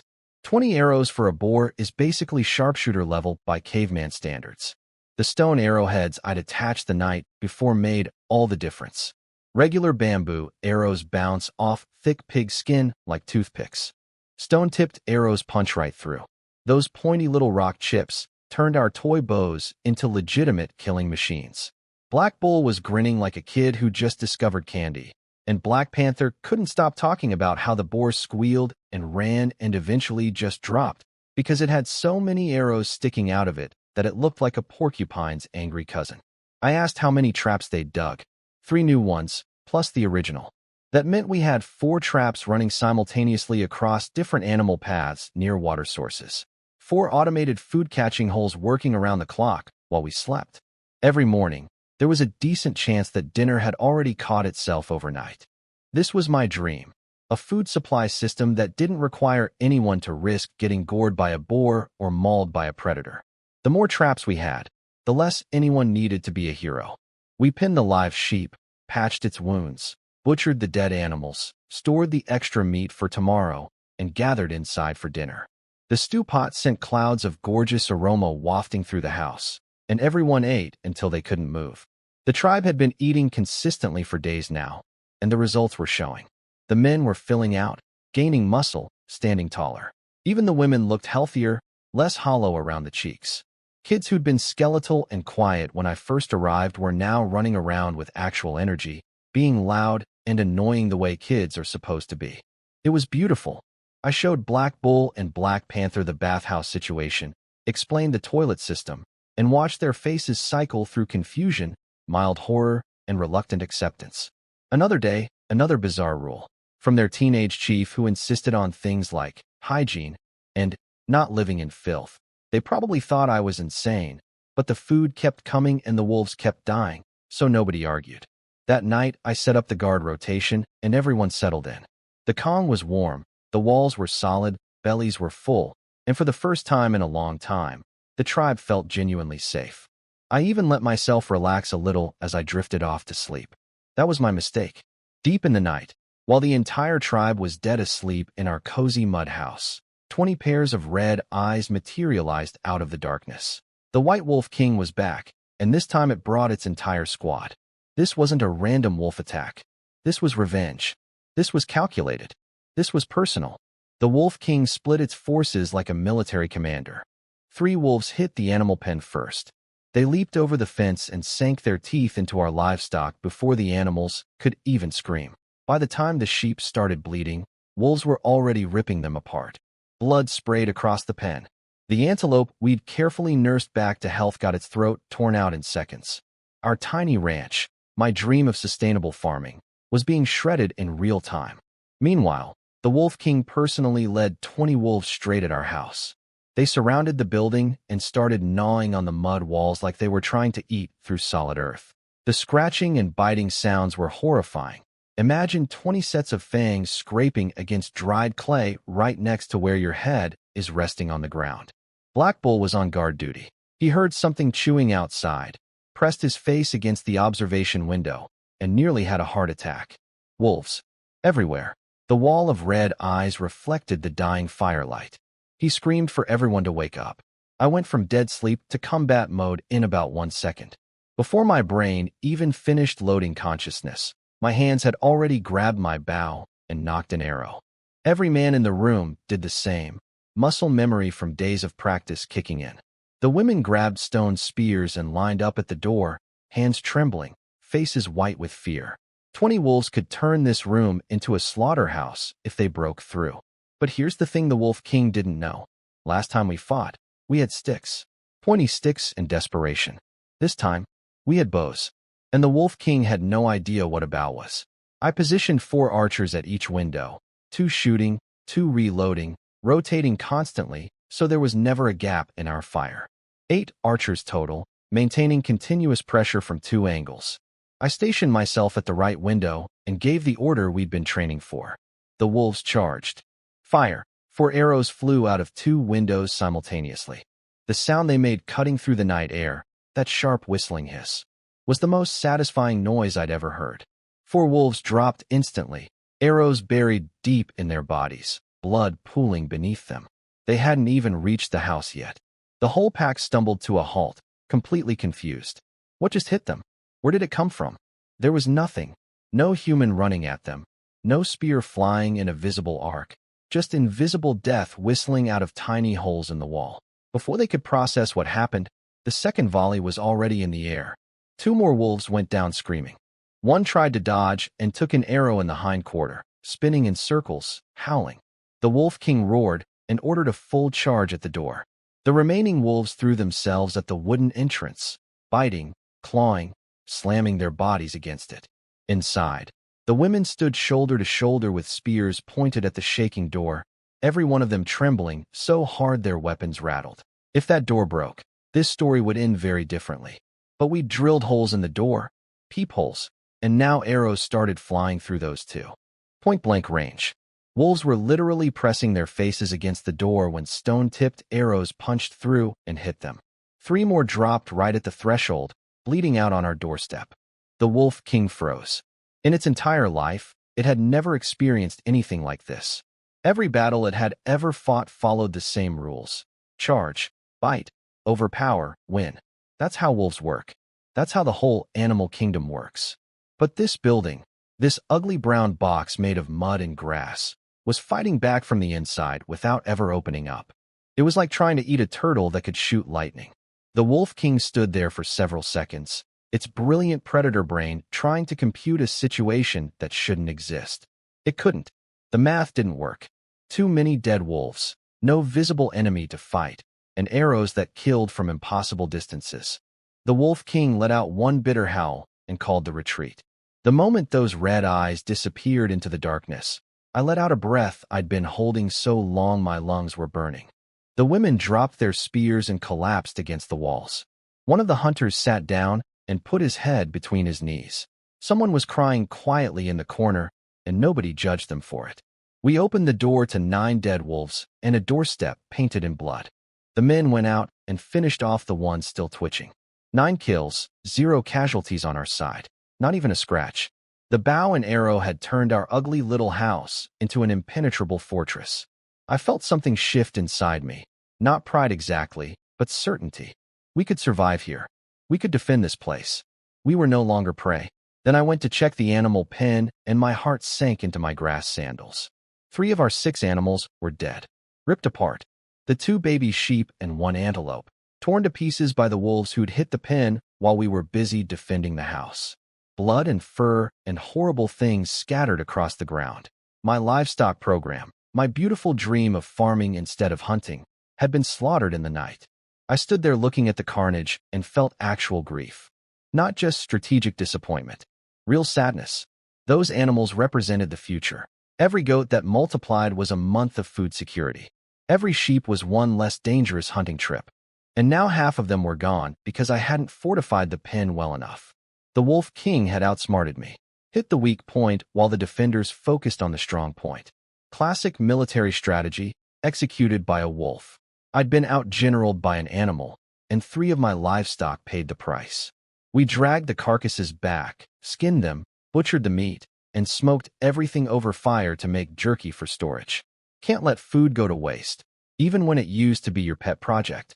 The 3 surviving animals huddled together in the corner of the pen, traumatized. I knew exactly how they felt. By the time we finished processing the meat, dawn had broken. No rest for anyone. Breakfast was wolf stew, sour, gamey, but calories are calories and complaining is a luxury we couldn't afford. Then straight back to work. The brick guys had gone absolutely nuclear on production. 1,300 bricks yesterday, and with the full tribe pitching in today, we knocked out 2,000 by noon. 2,000 bricks. In half a day, the same tribe that couldn't feed itself 2 weeks ago was now mass-producing construction materials like a tiny industrial economy. Women hauled clay. Old people cut grass. Men mixed and molded. Kids ran supplies back and forth. 20-something people working in perfect coordination, like a machine made of mud-covered humans. Black Bull and Black Panther checked the 4 traps and came back with 2 more wild boars. The traps were working like clockwork. Food was practically delivering itself to our doorstep every morning. Between the traps, the bows, and the stew pot that made everything last twice as long, we had more consistent food than this tribe had ever known in its entire existence. I started on the second house that afternoon. Same design, mud walls, grass roof, heated Kong, chimney, observation windows, thick wooden door. With 2,000 bricks and the whole crew working together, the walls went up fast. By the time the sun started setting, we had another building taking shape. After dinner, I sat outside watching the fire and thinking about what the Wolf King had taught me. The pen needed real walls, not just a fence. The houses needed to be closer together so we could cover each other with arrows. We needed more traps, more food storage, more everything. Every time I solved one problem, 3 new ones appeared behind it. But here's what kept me going. Everyone ate today. Everyone was warm. Everyone was alive. 2 weeks ago, this tribe was homeless, starving, weaponless, running from wolves and enemy warriors with nothing but wooden sticks and sheer terror. Now we had houses, pottery, bows, traps, livestock, cooked meals, toilets, bathhouses, and a production line that could crank out 2,000 bricks before lunch. Not bad for a tribe named after a civilization that wouldn't exist for another few thousand years. The 2 wild boars from the traps were pretty banged up, so I patched their wounds with animal hide and tossed them into the pen with the surviving sheep. My livestock collection was looking rough after the Wolf King massacre, but a couple of injured pigs were better than no pigs at all. My philosophy was simple. If it breathes and it's edible, keep it alive until winter tries to kill us. Then we eat it. With the wolf attack leaving us with a surplus of dead animal meat and a burning desire to never sleep unprotected again, I put the entire tribe on brick duty. Every single person. No exceptions. We cranked out 4,000 bricks in one day. Combined with yesterday's 1,200, we had 5,200 bricks ready to go. A single house needed about 3,000, so we were swimming in building materials. The 2 guys I'd originally trained as brick makers had basically become master craftsmen at this point, and with 20-plus people helping, our little mud factory was producing at industrial scale. That night, something happened that reminded me just how different primitive life really is from anything I'd ever known. Everyone was lying down to sleep in our communal house, 27 people packed together on the floor and the heated bed platform, when I started hearing sounds. Very specific sounds. The unmistakable audio of 2 adults who had decided that nighttime was the perfect moment to make a baby, right there in the middle of a room full of people. Nobody reacted. Not one person. The other tribe members just lay there like this was background noise, as normal as crickets chirping. Because in the primitive world, making babies isn't a private activity, it's survival. More babies means more tribe members means better chances of not going extinct. There's no concept of privacy, no embarrassment, no, get a room, because everyone literally shares the same room. Me? I was lying there with my modern brain having a complete meltdown. My toes were curling so hard they could have dug through the floor. I wanted to evaporate. I wanted to unhear everything. I wanted to go back to delivering takeout where the most uncomfortable thing I ever witnessed was a customer answering the door in their underwear. Then a terrifying thought punched me in the stomach. What if some guy decided to do that with Luo Shi? In this society, there were no rules about relationships. No marriage, no dating, no exclusivity. The chief got one dedicated partner, but everyone else was basically free range. Kids often didn't even know who their father was. The idea of someone touching Luo Shi made my blood boil, so hot I could have fired pottery with my bare hands. I got up immediately, walked over to where Luo Shi was lying awake. Because of course she was awake. Who could sleep through that soundtrack? And lay down next to her. My heart was hammering so loud, I was sure the entire tribe could hear it over the other noises happening in the room. Luo Shi went completely rigid. I could practically feel the tension radiating off her body. I had no smooth moves, no rehearsed lines, no romantic strategy whatsoever. I just blurted out, Luo Shi, can you promise me you won't do that with any other man? Just me. The longest 3 seconds of my life followed. Then she whispered, one syllable. The most beautiful syllable in the history of language. She said yes. My heart exploded into approximately 10,000 pieces of pure happiness. I grabbed her hand. She grabbed mine back, and we fell asleep like that. Fingers intertwined, 2 14-year-olds in a mud house full of snoring cavemen, while the romantic ambience of prehistoric baby-making continued somewhere in the background. I decided right then that I'd wait until we were both 16 before taking things further. A delivery boy has standards, even in the Stone Age. The next few weeks were a construction frenzy. House after house went up. Same blueprint each time, because why fix what isn't broken? 4 corner houses for guards. 1 big central house for me. 2 toilets, 2 bathhouses. The whole compound started looking like an actual settlement instead of a desperate campsite. For guardhouses at the corners meant someone was always watching every direction, and my house in the middle gave me a clear line of communication to all of them. It was primitive military architecture, and it made me feel approximately 10% less likely to die in my sleep. Then came the big project, the city wall. 3 meters tall, 1.5 meters wide, running around the entire settlement. This wasn't just a fence or a barricade. This was a legitimate fortification that nothing could jump over, break through, or climb. Not wolves, not enemy tribes, not even a tiger. The only way in would be through the gate, and good luck with that when archers were standing on top of a 3-meter wall raining arrows down on your head. I built 2 simple cranes using the lever principle, wooden frames that could hoist bricks up to the wall builders. Each crane could only lift 1 or 2 bricks at a time, and each brick weighed about 15 pounds. But it was infinitely better than having guys carry bricks up ladders all day. The tribe looked at the cranes like I'd invented teleportation. At this point, they'd stopped being surprised by my inventions and had moved into a state of permanent mild astonishment, like living with a wizard who kept pulling rabbits out of increasingly weird hats. The wall went up section by section. 100 meters done. Then 200. The full perimeter would be 800 to 900 meters, 4 walls at about 200 meters each, enclosing all the houses plus extra land for future farming. I mixed grass, small stones, and wood ash into the bricks so they'd resist rain even after drying. Those bricks were tough enough to survive whether that would melt regular mud back into the dirt it came from. Meanwhile, I'd invented another toy, the sling. A simple leather pouch on 2 cords that could whip a stone at an animal hard enough to stun it without killing it. This was crucial because dead animals rot, but unconscious animals can be dragged back to the pen and added to the ranch. Our livestock operation was booming. 30-something sheep and over a dozen pigs now lived inside our walls, eating grass that the kids harvested daily. Every animal in that pen was a future meal that didn't require anyone risking their life on a hunt. I'd stand at the fence watching my little herd of chubby prehistoric livestock and grin like a maniac. From 0 animals to a functioning ranch in less than a month. Take that, Wolf King. The tribe was transforming physically too. Weeks of consistent food, cooked stew twice a day, meat and broth and whatever wild vegetables we could find, had turned my skeleton crew into actual human beings. The men had muscles now. Real muscles, not just bones wrapped in skin. Their arms were thicker, their movements more powerful, their confidence completely different from the terrified scarecrows I'd inherited. Even the women had filled out, looking healthy and strong instead of one missed meal away from collapse. Everyone's skin had improved, their energy levels were up, and the general vibe had shifted from, "Please don't let us die today," to, "What are we building next?" I split the hunters into 2 squads of 4. Squad 1 under Black Bull, Squad 2 under me with Black Panther as my right hand.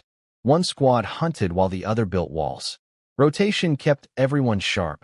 Nobody got bored of construction because tomorrow they'd be out tracking boars, and nobody got exhausted from hunting because tomorrow they'd be stacking bricks. It was the world's first shift system, and it worked beautifully. Then one afternoon, while half our men were out hunting and the rest of us were up on the wall laying bricks, I noticed something moving at the edge of our territory. Shadows. Human-shaped shadows. About 15 of them, creeping closer through the tall grass, trying to look casual while very obviously scoping out our settlement. Wild men. Nomadic savages with stone spears and hungry eyes. The kind of people who wandered the prehistoric world taking whatever they wanted from whoever was too weak to stop them. They'd been hunting for days with nothing to show for it. Their weapons were garbage, their technique was worse, and they couldn't catch a single animal in a valley full of game. Then they spotted our livestock pen. 30 sheep and a dozen pigs, just standing there, fat and defenseless behind a fence. Their eyes lit up like they'd found buried treasure. Then they counted our people, for men visible, plus some women and kids. Easy pickings. A tiny tribe with more food than it could defend. They had no idea what they were walking into. No idea about the bows. No idea about the wall. No idea that the scrawny kid covered in mud up on the half-finished fortification had already killed wolves, outfought a wolf king, and turned a dying tribe into the most well-armed settlement in the valley. I watched them watching us, and I smiled. "Come on in, boys. Class is in session." I was up on the half-finished wall covered in mud, feeling pretty good about life, when a dozen strangers decided today was a great day to ruin everything. Their leader gave some kind of motivational speech to his boys. I couldn't hear it from where I was, but I imagine it was something like, "Look at those idiots playing in the dirt. Let's take their stuff." And then they charged. Rocks. They threw rocks at us, like actual fist-sized rocks, flying through the air at our faces. One slammed into the ground right in front of me, and I suddenly remembered that in the Stone Age, a rock to the skull is basically a death sentence. No hospital, no ambulance, just lights out, forever. My combat instincts, which I developed over the past few weeks from fighting wolves, which is a sentence I never imagined saying in my life, kicked in immediately. Everyone inside. Now, women and children bolted for the houses like their lives depended on it, which they absolutely did. My squad 2 boys reacted fast too, pulling bows and firing on the run. But one of my guys caught a rock right in the shoulder, heard the crack before I heard his scream. Shoulder blade fractured. He dropped like someone cut his strings. I grabbed him by his good arm and dragged him toward the house while arrows whistled over our heads in both directions. Black Panther and the others were retreating and shooting at the same time, which sounds cool in action movie, but is actually terrifying when you're the one doing it while rocks are flying at your face. We made it inside, slammed the door, and took stock. One of ours injured. 2 of theirs on the ground outside with arrows sticking out of them, screaming and bleeding. Round 1 was basically a draw. Here's the thing these savages didn't understand about our houses. They weren't just shelter. They were bunkers. Mud walls thick enough to stop a rock. Observation windows perfectly sized for shooting arrows through, and a door built to survive wolf attacks. These morons thought they were raiding a campsite. They were actually assaulting a fortress defended by the only archers in the known world. 8 of them regrouped and charged at us with stone spears, screaming like maniacs. Classic caveman tactics. Run fast, yell loud, poke with stick. Very intimidating if you've never seen a bow before. Slightly less intimidating when 4 arrows come whistling out of a tiny window and 2 of your friends instantly hit the dirt with bamboo shafts buried in their bodies. We stepped outside. Bold move, maybe, but I could count. 8 enemies, 6 already wounded. Only 2 still standing and functional. We had 4 archers with full quivers and the psychological advantage of having just turned their raiding party into a pincushion. Another volley. 2 more dropped. Their leader, big guy, clearly experienced fighter, did something actually impressive. He swung his stone spear and knocked 2 arrows out of the air mid-flight. I almost respected him for that. Almost. His 2 buddies next to him weren't so talented and caught arrows right through their torsos. Blood sprayed. They collapsed. Very dramatic. Very messy. Now it was 10 attackers down or wounded, 2 guys still standing, completely surrounded by archers who could reload faster than they could throw a rock. The math was devastating.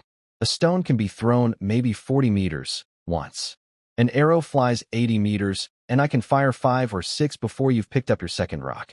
It's not even a contest. It's like bringing a water balloon to a gunfight. I shouted at the last 2 standing to drop their weapons and get on the ground. They didn't move. I shouted again. Still frozen. Their legs were shaking so hard I could see it from 20 meters away. Third time, I put a little extra murder into my voice, and they finally threw down their spears and face-planted into the dirt. Smart choice. Late, but smart. We tied them up immediately. And here's where my modern brain really shined. I invented prisoner management on the spot. I tied each pair of captives together at the ankles, 2 men per rope. That way, if one tried to run, the other would have to run the exact same direction at the exact same speed, or they'd both trip and eat dirt. Try sprinting away from captivity when your left foot is legally married to another guy's right foot. It doesn't work. The Wu stared at me like I was some kind of evil genius. The tribe looked equal parts impressed and slightly disturbed by how quickly I came up with creative ways to restrain people. But here's where I drew the line between primitive chief and modern human. I didn't kill them. Any other tribe in this world would have executed every last one, or at minimum left the wounded to bleed out. Instead, I had the Wu treat their injuries, cleaned the wounds, applied Sanchi powder, bandaged everything up. 2 of the guys with stomach wounds were in seriously bad shape, and honestly, I wasn't sure they'd survive the night. But I gave them a chance, which is more than they would have given us. Why save them? Because dead enemies are just dead weight. Living enemies are a workforce. These 10 men, well, 8 if the gut wound guys didn't make it, were about to become the newest employees of Huaxia Construction Company. Unpaid employees, working 12-hour shifts on my city wall, eating half rations so they stayed too weak to cause trouble but strong enough to stack bricks. Was this slavery? Yes. Was I comfortable with it? Not entirely. Was there a better option in a world with no laws, no prisons, no courts, and no way to just send bad guys home with a warning? Absolutely not. These men came to kill us and steal our women and livestock. The fact that they were alive at all was charity. The fact that they were going to help build the wall that would protect us from the next group of raiders? That was justice, Stone Age style. When Black Bull's Squad 1 came home that afternoon and saw bloodstains all over the ground and 10 tied-up savages sitting in our compound, they nearly lost it. I explained. What happened? Black Bull's face went through about 7 emotions in 3 seconds. Fear, relief, anger, pride, more anger, begrudging respect, and finally something that might have been awe. His squad had been out hunting all day and came back with 10 live sheep and 5 wild pigs from the sling traps, which on any normal day would have been the headline news. Today it was barely a footnote. Oh cool, more livestock. Also we were invaded and I captured an enemy army while you were gone. Pass the stew. That night, the camp was buzzing. The good news. Our livestock operation was now massive, 30-plus sheep, over a dozen pigs, and growing. The bad news. 2 of the prisoners died from their wounds overnight. Stomach punctures in a world without antibiotics or surgery. Nothing I could do. Down to 8 prisoners, 6 of whom were recovering well enough that they'd be stacking bricks within days. The leader of the raiding party kept glaring at me with murder in his eyes, so I kicked him over like a lawn chair. Not my proudest moment, but when a guy who just tried to kill your family gives you the death stare, you don't respond with a motivational speech. I put the 2 uninjured prisoners to work immediately, digging clay for bricks. The lightly wounded ones got assigned to grinding stones into arrowheads and spear tips. The seriously hurt ones got locked in a room to heal on their own. Everyone ate, but prisoners only got half portions. Full bellies give people energy, and energy gives prisoners ideas. Bad ideas. Escape ideas. Half-starved prisoners who can barely walk don't stage rebellions. Harsh.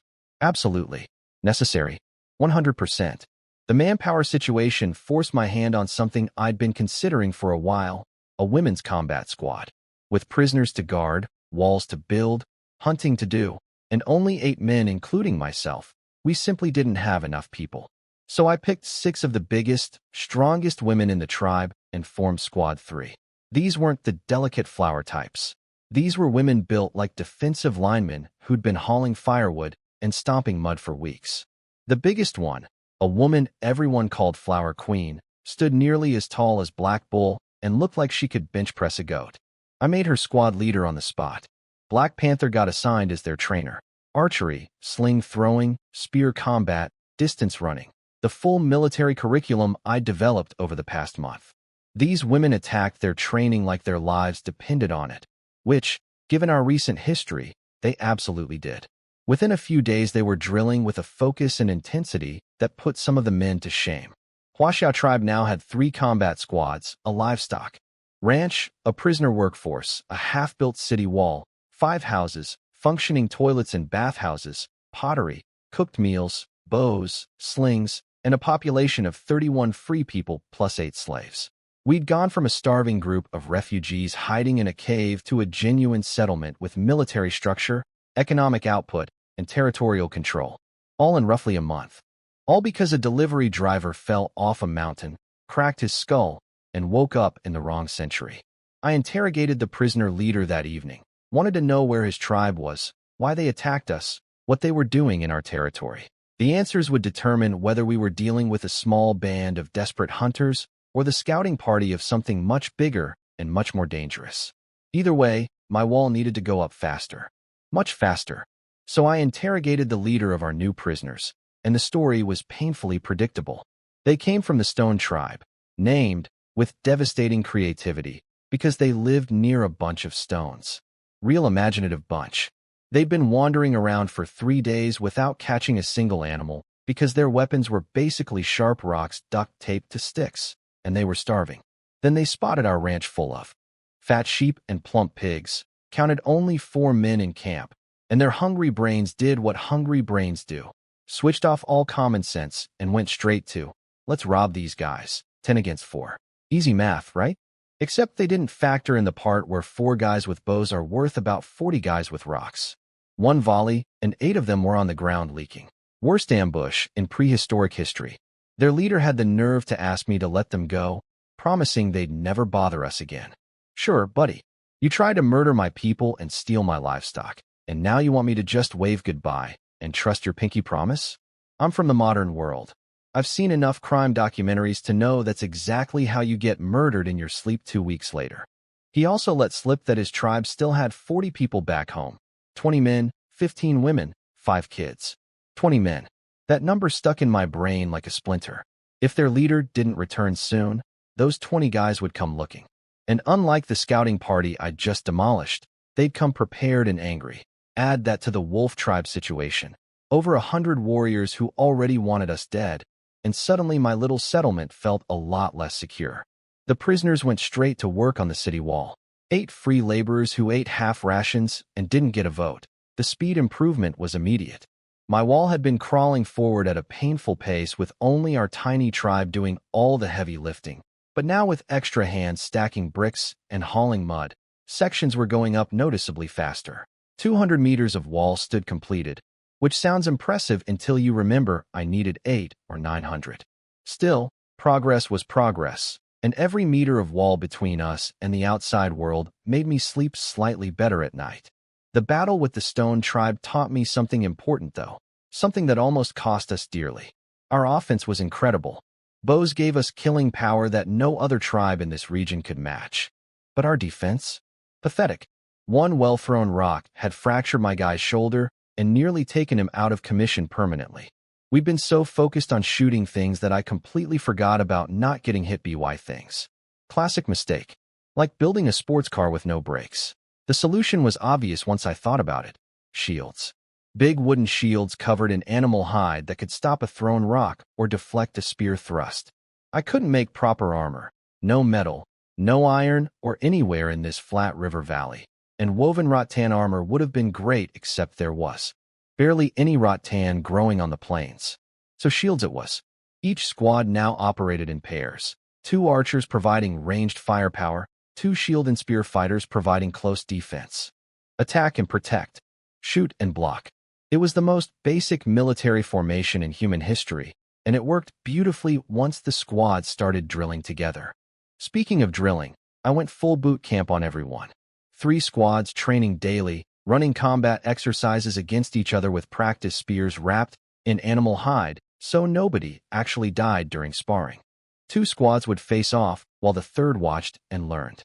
Attack patterns, defensive formations, retreat protocols, flanking maneuvers, stuff I'd absorbed from war movies and history books back in my old life, adapted for people whose previous military strategy was everyone run forward screaming and hope for the best.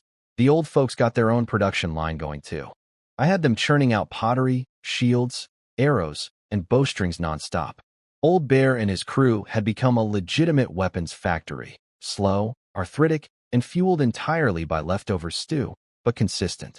Every day the armory grew. Every day the tribe got a little more dangerous. Winter was creeping closer, and I could feel it in the morning air. That sharp edge to the breeze, the way the grass was starting to turn. We needed massive food reserves, or people would starve when the snow came. I told Black Bull to carpet the countryside with traps. More holes, more spikes, more automated food collection. At this point, we had over 30 traps spread across animal paths near every water source in the area, and some days the haul was ridiculous. Squad 1 came back one afternoon with 40-plus animals, 24 from traps alone. Sheep, pigs, rabbits, all alive and kicking. Our ranch had exploded to over 115 pigs and sheep combined, plus 20 rabbits hopping around in their own little pen. I'd built a new, larger livestock area inside the city walls so the Wolf King couldn't pull another midnight massacre on my animals. Fort Knox for farm animals. I also told the hunting squads to bring back anything interesting they found. Rocks, plants, seeds, anything unusual. Most of what they hauled in was useless junk, regular rocks, random weeds, things that looked promising but turned out to be prehistoric nothing. Then one day, Squad 1 dumped their collection in front of me, and buried in the pile of garbage was a pumpkin. An actual pumpkin. I nearly passed out from excitement. Pumpkins are practically the perfect survival crop. They grow fast, produce tons of food, store well, and you can eat every part of them. As a staple food, they take enormous pressure off our meat supply. I held that lumpy orange vegetable like it was made of solid gold, and probably looked completely insane to everyone watching. But the real treasure was hiding underneath the pumpkin. Mountain hemp. Wild fibers that could be processed into rope, cord, thread. And this was the part that made my heart do backflips. Cloth. Real cloth. Woven fabric. Actual clothes instead of random animal skins tied around our crotches. And even better, fish nets. Strong, flexible mountain hemp rope woven into nets that could catch dozens of fish at once instead of me standing in a freezing river trying to stab them one at a time with a bamboo stick. This single plant was about to revolutionize our entire civilization. Next morning, I took Squad 1 straight back to the hemp field, and we harvested everything we could cut. Hours of work with stone knives, filling basket after basket. I also dug up live plants with their roots intact and brought them back to plant outside the city wall. Next growing season, we'd have our own hemp farm. Renewable, sustainable, expandable. My inner agricultural nerd was doing a happy dance that would have embarrassed my delivery driver self. On the way home, we checked the traps. The catch was getting thinner.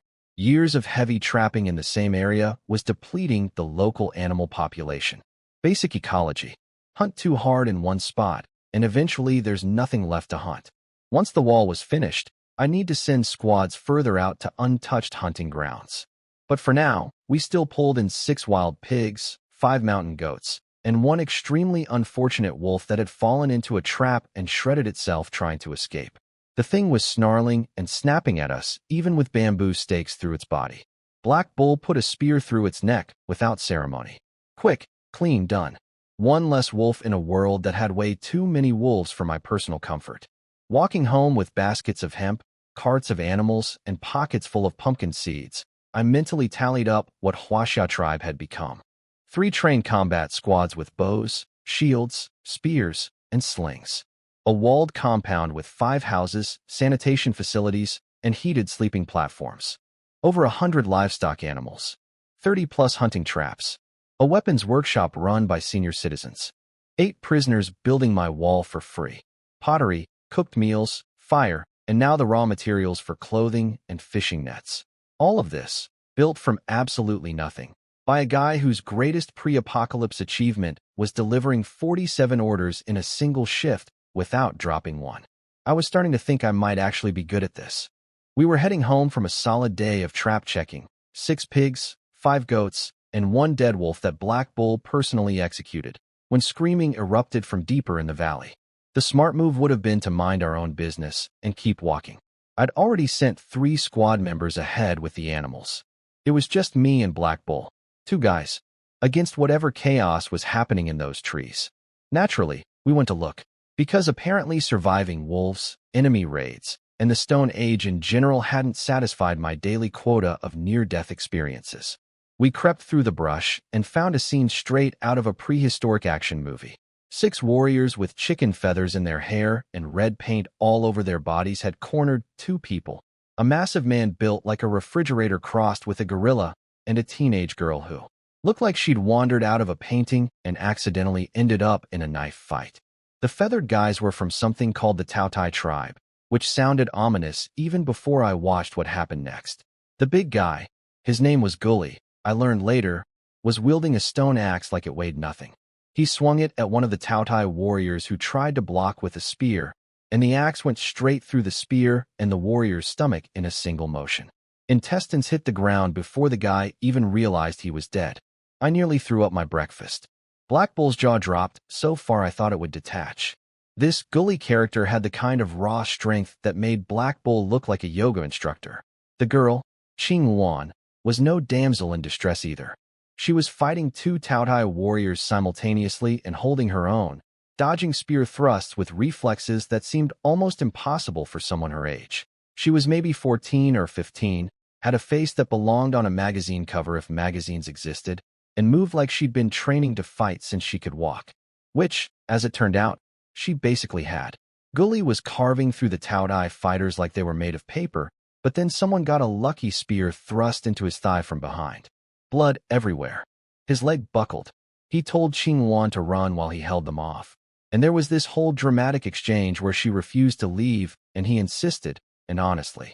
It was touching but also terrifying because more Taotai warriors were closing in and nobody seemed to notice that two random strangers were hiding in the bushes watching everything. The Taotai leader was a nasty piece of work called Red Wolf. Because of course he was. Every villain in this world is named after a predatory animal. It's like they have a naming convention specifically designed to make my life worse. Red Wolf was explaining, in classic villain fashion, that the Taotai tribe was planning to attack the Firebird tribe's salt mine. A salt mine. My ears perked up so hard, I probably looked like a dog hearing a treat bag crinkle. Salt. These people had access to salt. The mineral I'd been desperately craving since I arrived in this world. The one thing standing between me and actually enjoying food.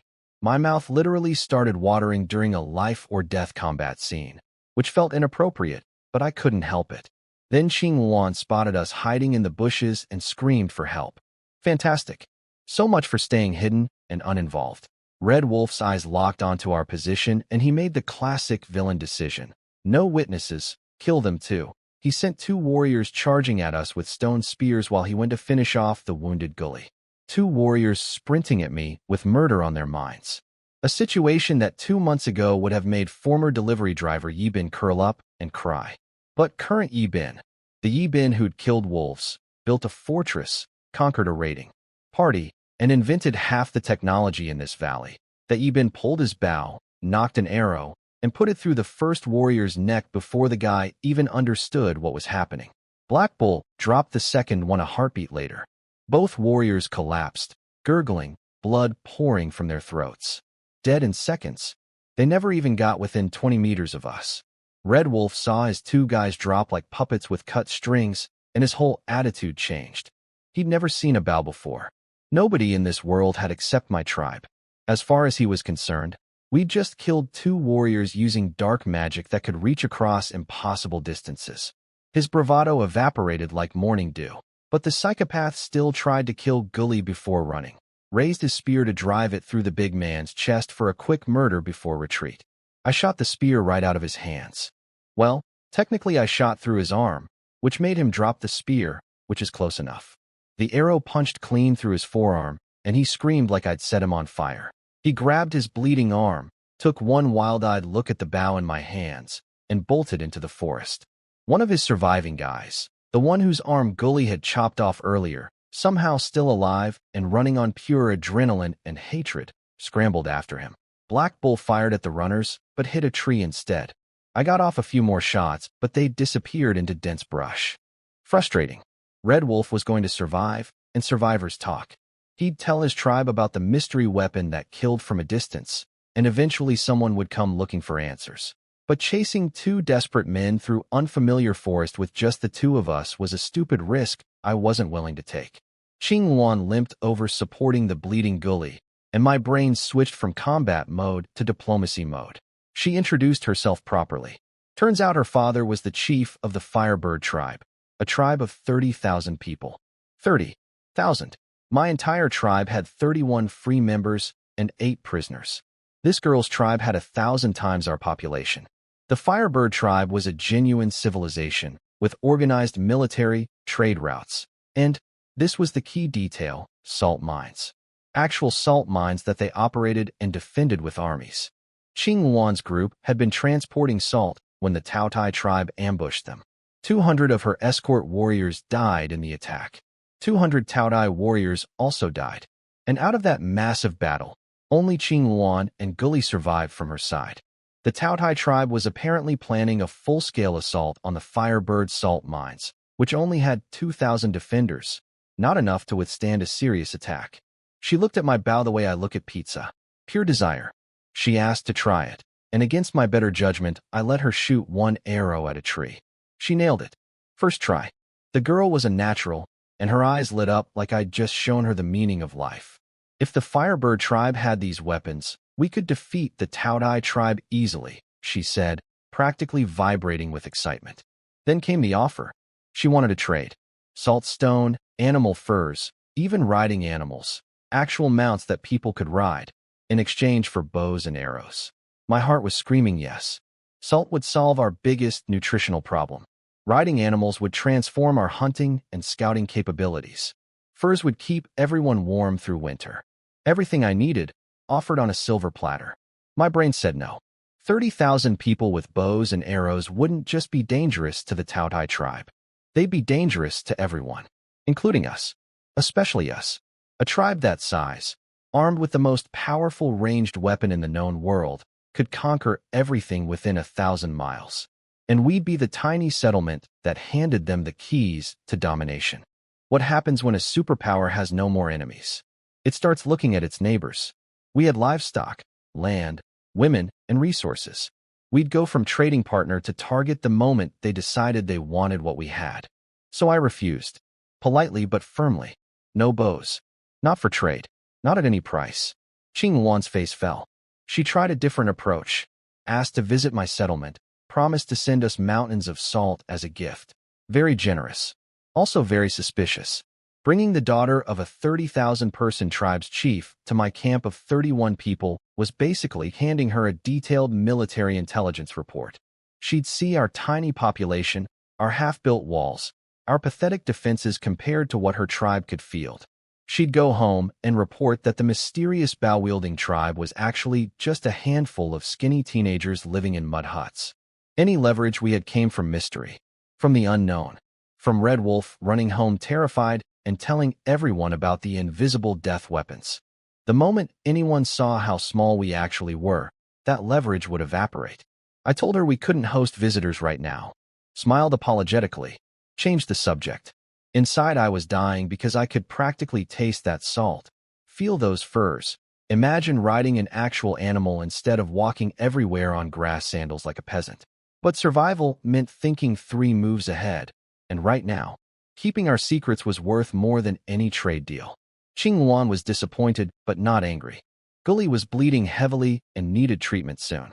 They had bigger problems than one refused arms deal. I helped bandage Gully's leg wound. The man had been fighting with a spear hole in his thigh for the past 20 minutes, which was either incredibly brave or incredibly stupid or both, and pointed them toward the safest route away from Taudai territory. Walking home with Black Bull, my mind was racing at 1,000,000 miles an hour. The Firebird tribe, the Taudai tribe, salt mines, armies of thousands, massive battles with hundreds of casualties on each side. This world was so much bigger and more dangerous than I'd realized. We weren't just competing with wolf packs and small bands of raiders. There were civilizations out here, empires in the making, wars being fought over resources that I desperately needed. And somewhere in the middle of all of it was Huaxia tribe, 31 people, 8 slaves, a half-finished wall, and a delivery boy with a bow trying not to get crushed between giants. I needed that wall finished yesterday. I patched up the giant warrior before we parted ways. His name was Gully, and his thigh had a hole in it big enough to park a small animal in. Qing Wan, the princess of a 30,000-person tribe, stood there watching me work and asked what bandaging meant. She'd never heard the word. In her world, medical treatment consisted of chewing up some leaves, slapping them on the wound, and then asking the sky gods if you were going to live or die.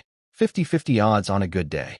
I found some cranesbill herb nearby, mashed it up, and packed it into Gully's wound.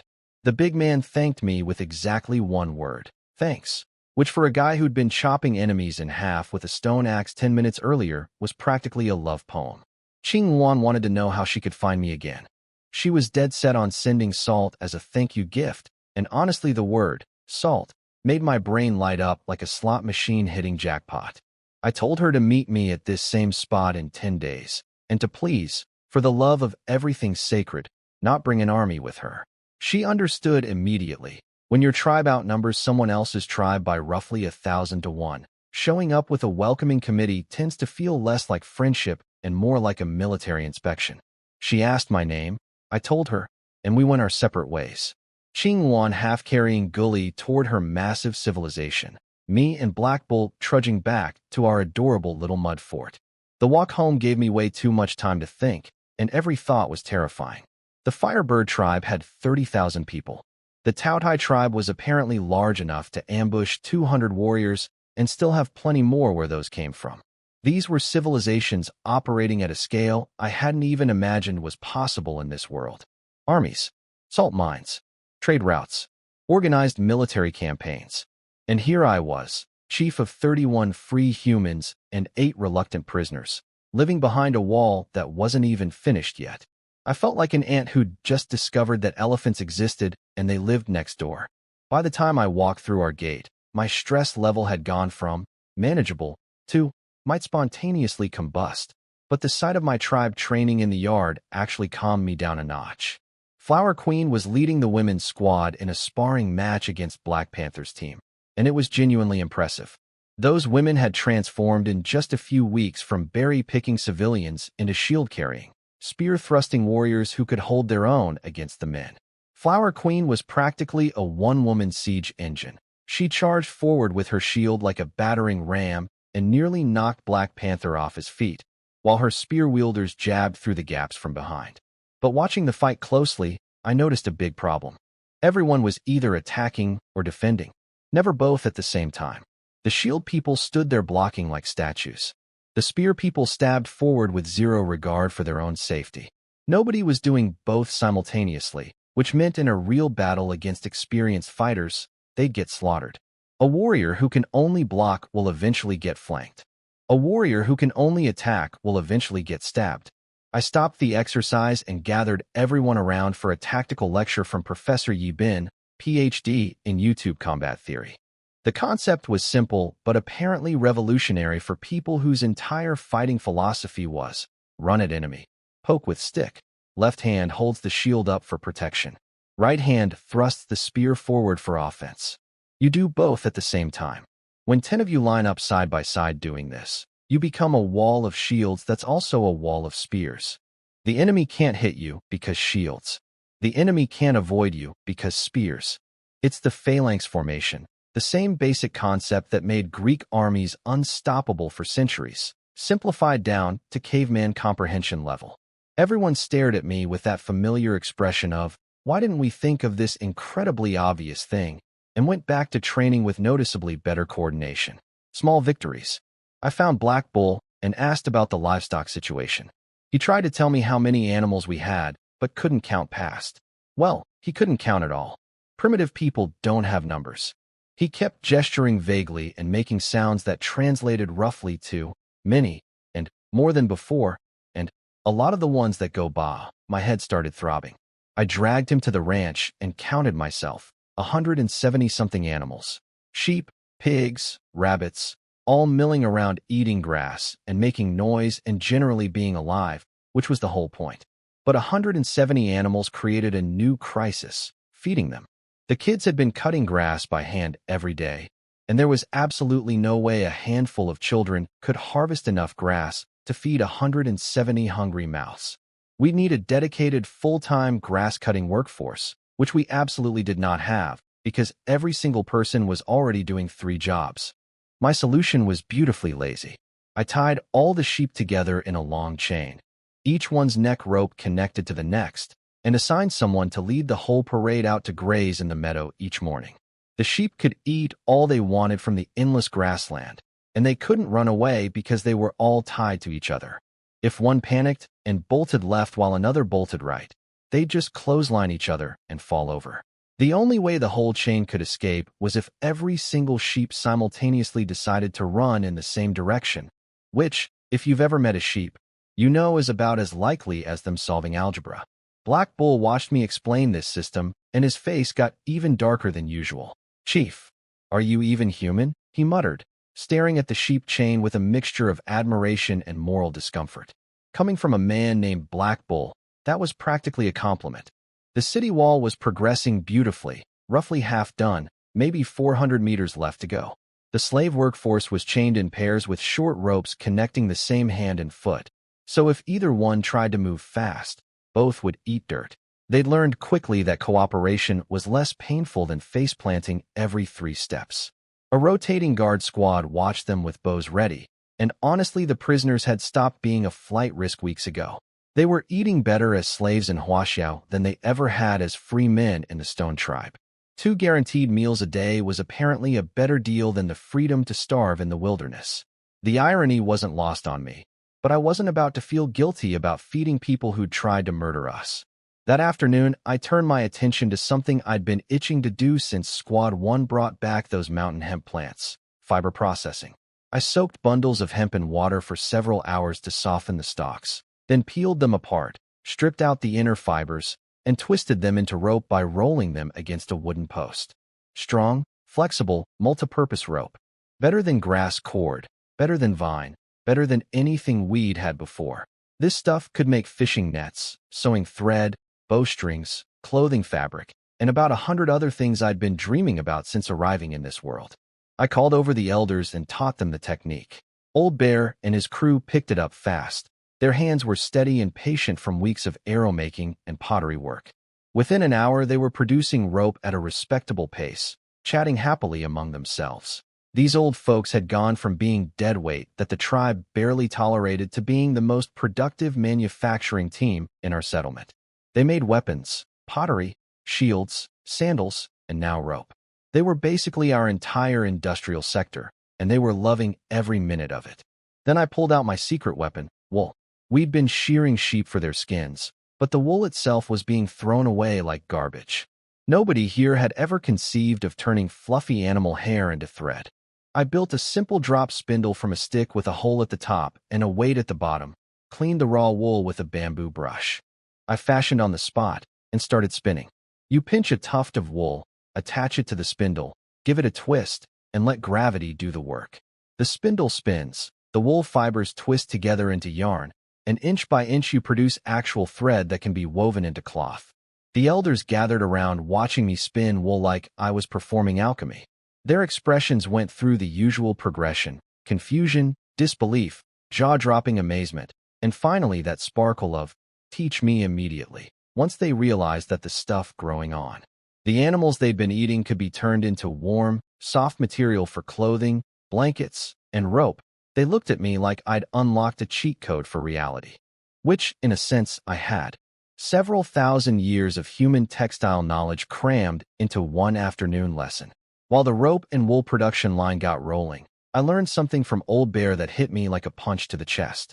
He told me the story of Luoshi's mother, how she'd been kidnapped by the wolf tribe years ago, how Black Bull had led a rescue mission, how Old Bear himself had permanently injured his leg in the battle, and how despite everything they'd tried, Luoshi's mother was killed by the wolf tribe before they could save her. That's why Old Bear walked with a limp. That's why Black Bull carried such heavy silence behind his eyes. That's why Luoshi had grown up motherless, raised by a tribe that was too busy surviving to give a little girl the love she needed. Standing there in the fading afternoon light, listening to an old man describe how he'd sacrificed his body trying to save a woman who died anyway, something hardened inside me. A promise. A cold, patient, absolute promise that I sealed away in the deepest part of my heart and never spoke out loud. The wolf tribe was going to pay for what they'd done. Not today, not next week, but someday, when Huaxiao was strong enough, when our walls were high and our army was trained and our weapons were sharp, I was going to find them. And I was going to make them understand exactly what happens when you take something from the wrong people.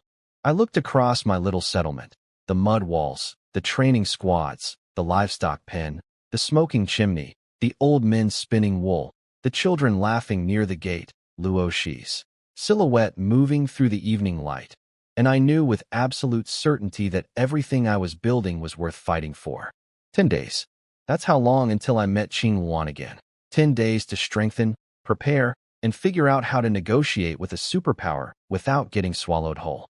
10 days to turn my tribe of 31 misfits into something that a princess of 30,000 would respect.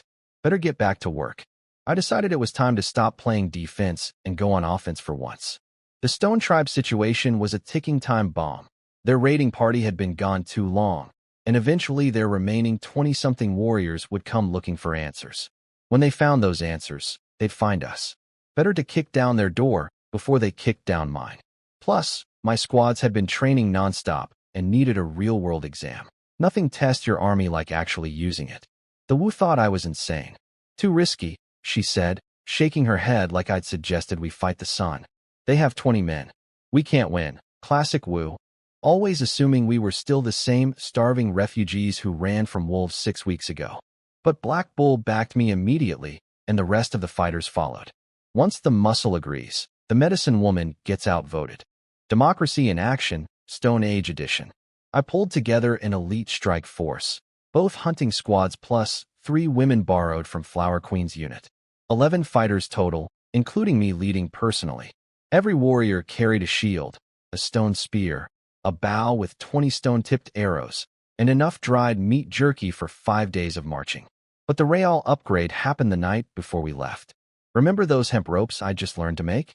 I used them to rebuild every single bow in our arsenal. Instead of flimsy single bamboo bows, I lashed 2 bamboo strips together into reinforced double-layer bows. Stronger frame, tighter draw, significantly more killing power. Then I attached wild chicken feathers to every arrow shaft for stabilization.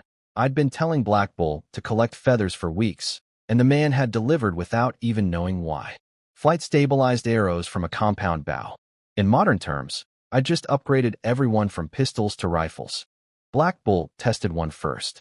He drew the new bow, all 200-plus pounds of prehistoric muscle pulling that string back to his ear, and launched an arrow that flew over 100 meters and buried itself into a tree trunk, so deep the feathered tail was still vibrating when we jogged over to inspect it. Everyone's mouth fell open simultaneously, which at this point was basically the tribe's default reaction to anything I invented. 100 meters of lethal range. In a world where the previous best weapon could reach maybe 40 meters on a good day with a tailwind. We just jumped forward several centuries of weapons technology in one evening. We cranked out 20 upgraded bows that night, while I gave Flower Queen her orders. Guard the settlement. Watch the slaves. Shoot anyone who tries to escape. No hesitation, no mercy. She nodded like I'd asked her to pass the salt. That woman was terrifyingly competent. Dawn broke and we marched east. 2 days of fast travel, hunting along the way to save our rations, and give the squad live target practice. By the time we reached Stone Tribe territory, everyone had put at least a few arrows into moving animals. Combat readiness was high. Nerves were higher. We found them camped by a river. 2 sad little shelters, large one for the adults, small one for the kids. I positioned my team on a hill overlooking their camp and watched.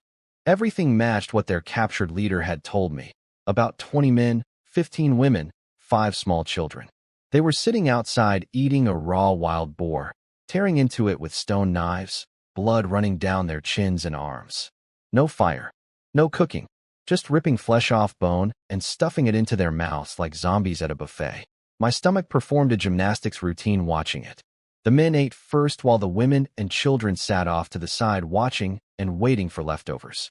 Standard primitive hierarchy. Warriors eat, everyone else gets scraps. I felt a flicker of something that might have been pity, but then I remembered these were the same people who'd charged my settlement trying to kill my tribe and steal my livestock. So the pity evaporated pretty quickly. I decided to wait until they were asleep. Maximum surprise, minimum risk. As the sun went down, I confirmed something crucial. Our steady diet of animal organs over the past weeks had completely cured everyone's night blindness. We could see in the dark now.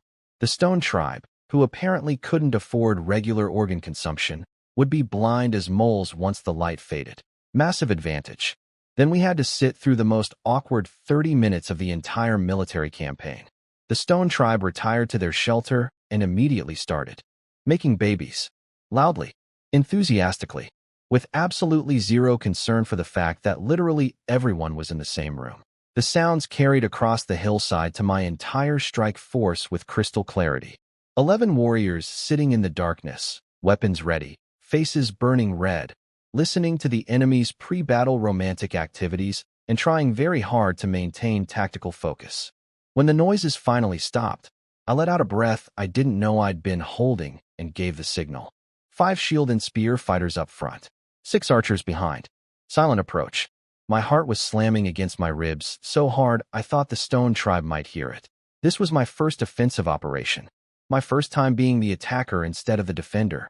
Every survival video and history documentary and war movie I'd ever consumed was cycling through my brain simultaneously, and none of them had prepared me for the reality of creeping toward a shelter full of sleeping people with a weapon in my hand. We reached the main shelter entrance. I gave the order. Black Bull went in first because Black Bull always goes first. The man is allergic to not being in the front. His spear found the guy, with feathers in his hair. Their leader, the second in command, or whoever was running things while their chief, sat tied up in my camp, and drove straight through his chest. One thrust. One kill. The man coughed blood, twitched, and died before he understood what was happening. The other 4 shield bearers surged in behind Black Bull, each one finding a sleeping target and delivering a single lethal thrust. 5 men dead in the first 3 seconds of the battle. Then the screaming started. Every surviving Stone tribe member jolted awake in pure terror. Men grabbed for weapons. Women shrieked and pressed against the walls. It was chaos and darkness and blood, and right into the middle of it, my archers stepped forward and put arrows into every male figure still standing. The sound of bowstrings snapping and arrows hitting flesh in an enclosed space. That's something I'll never forget. 4 or 5 men dropped instantly, arrows in chests and throats and stomachs, some dying immediately, some screaming on the ground in pools of their own blood. The remaining 9 Stone tribe men looked at the carnage surrounding them and collectively decided that fighting was no longer an option. They were shaking so badly their stone spears were rattling against the ground. I shouted for them to drop everything and get face down on the dirt. They obeyed so fast I think a few of them were horizontal before I finished the sentence. The women followed immediately. Black Bull's team rushed in with ropes and started trussing everyone up like livestock. We cleared the children's shelter next. 5 little kids, maybe 4 or 5 years old, scared out of their minds and crying. That part didn't feel good. None of this felt good, honestly, but letting the Stone tribe regroup and come after us with 30 men would have felt considerably worse. I stood outside their pathetic camp surveying the aftermath and went through their food supplies. Nothing. Absolutely nothing stored. Not a scrap of dried meat. Not a single preserved anything. This tribe had been living meal to meal, hand to mouth, eating whatever they killed that day and starving whenever they didn't. No wonder they tried to rob us. They were desperate. Still didn't excuse attempted murder, but at least I understood the motivation. Hungry people do stupid things.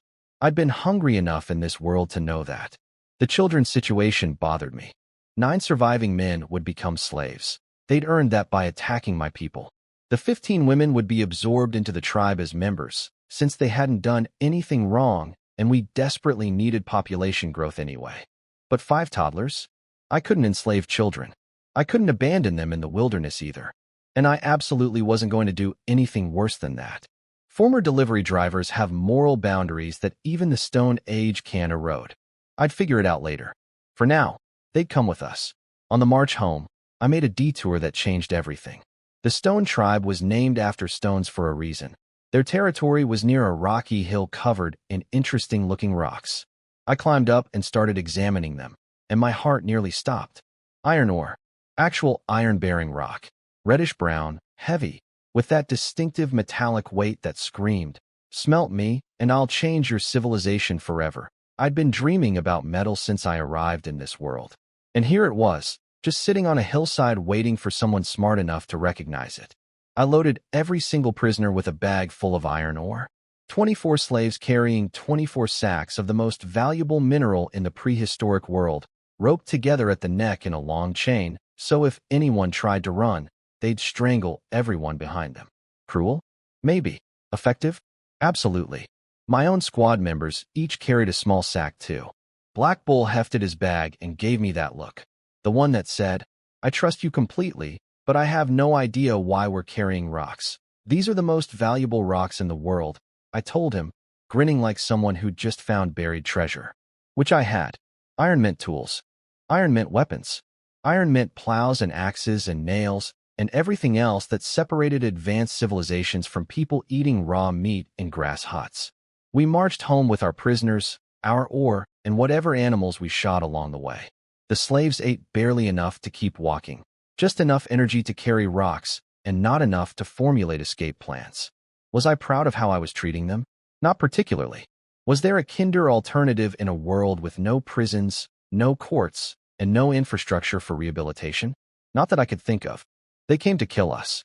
They failed. Now they were carrying the materials that would make sure nobody ever threatened my people successfully again. Somewhere behind me, 5 tiny children stumbled along next to adults who used to be their parents, heading toward a strange new home built by a teenage chief from another dimension who couldn't stop finding ways to accidentally build a civilization. This delivery boy had officially graduated to Conqueror. And honestly, the benefits package was terrible, but the job satisfaction was through the roof. So we finally got back to the tribe after 3 days of walking. My legs were killing me, but honestly, I was more worried about Flower Queen holding down the fort with all those slaves. I mean, I left her in charge. What could go wrong, right? Turns out, plenty almost did. She told me that the day after we left, some slaves got brave and tried to run during dinner. Bad move, guys. Real bad move. First of all, they could barely walk, kept falling on their faces like drunk toddlers. Then Flower Queen pulled out her bow and put an arrow straight through one guy's leg. Blood everywhere, dude screaming and rolling on the ground like a soccer player faking an injury. Except this time, it was very, very real. The other slaves watched that little performance, and suddenly nobody felt like running anymore. Smart choice.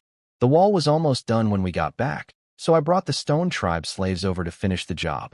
Their old chief saw all his people working for us now and looked like he swallowed a lemon. Sorry, buddy, maybe don't pick fights with the Huaxia tribe next time. Old Man Bear came running up to me like an excited grandpa. He'd finished everything I asked for: ropes, wool cord, 30 clay pots, 20 clay basins, 100 clay bowls. Then he asked if I wanted more pottery. I said, nah, we're good. I'm running a tribe here, not opening a ceramics shop. Then Luo, she showed up, and wow, this girl got even prettier while I was gone. Her skin was whiter. She looked amazing. I mean, not that I was staring or anything. I had important leadership stuff to do, like teaching people to make fish nets. I grabbed Luo, she, and Old Man Bear and showed them the technique. Took us a few hours, but we cranked out a net about 4 or 5 meters long. Not bad for caveman craftsmanship. Then came the fun part. I took the women down to the river for a demonstration. I did this big dramatic spin. Picture me doing a full 360 like some kind of primitive superhero, and launched that net into the water. Pulled it back and boom, a dozen fat fish flopping around inside. The women looked at me like I'd just invented fire for the second time. Stars in their eyes, the whole deal. Yeah, I'm basically a genius, no big deal. I left them to keep fishing and went back to check on the city. The walls were done, room for 60 houses inside, but we had no gate. Kind of important if you don't want random animals and enemies just strolling in like it's an open house. Got the slaves chopping wood, women digging mud, everybody working. We had 17 male slaves now, so things moved fast. Meanwhile, my second squad was up on the walls with bows, keeping watch. One funny move from any slave, and they'd become a pincushion. Nobody tested it. By evening, the fishing ladies came back carrying over 200 fish, each one 4 or 5 pounds. In the primitive world, nobody fishes because nobody has tools. These rivers are basically swimming buffets that no one's touched. Until now. Until me. Everyone in the tribe crowded around those fish like it was Black Friday at a food court. People were howling with excitement.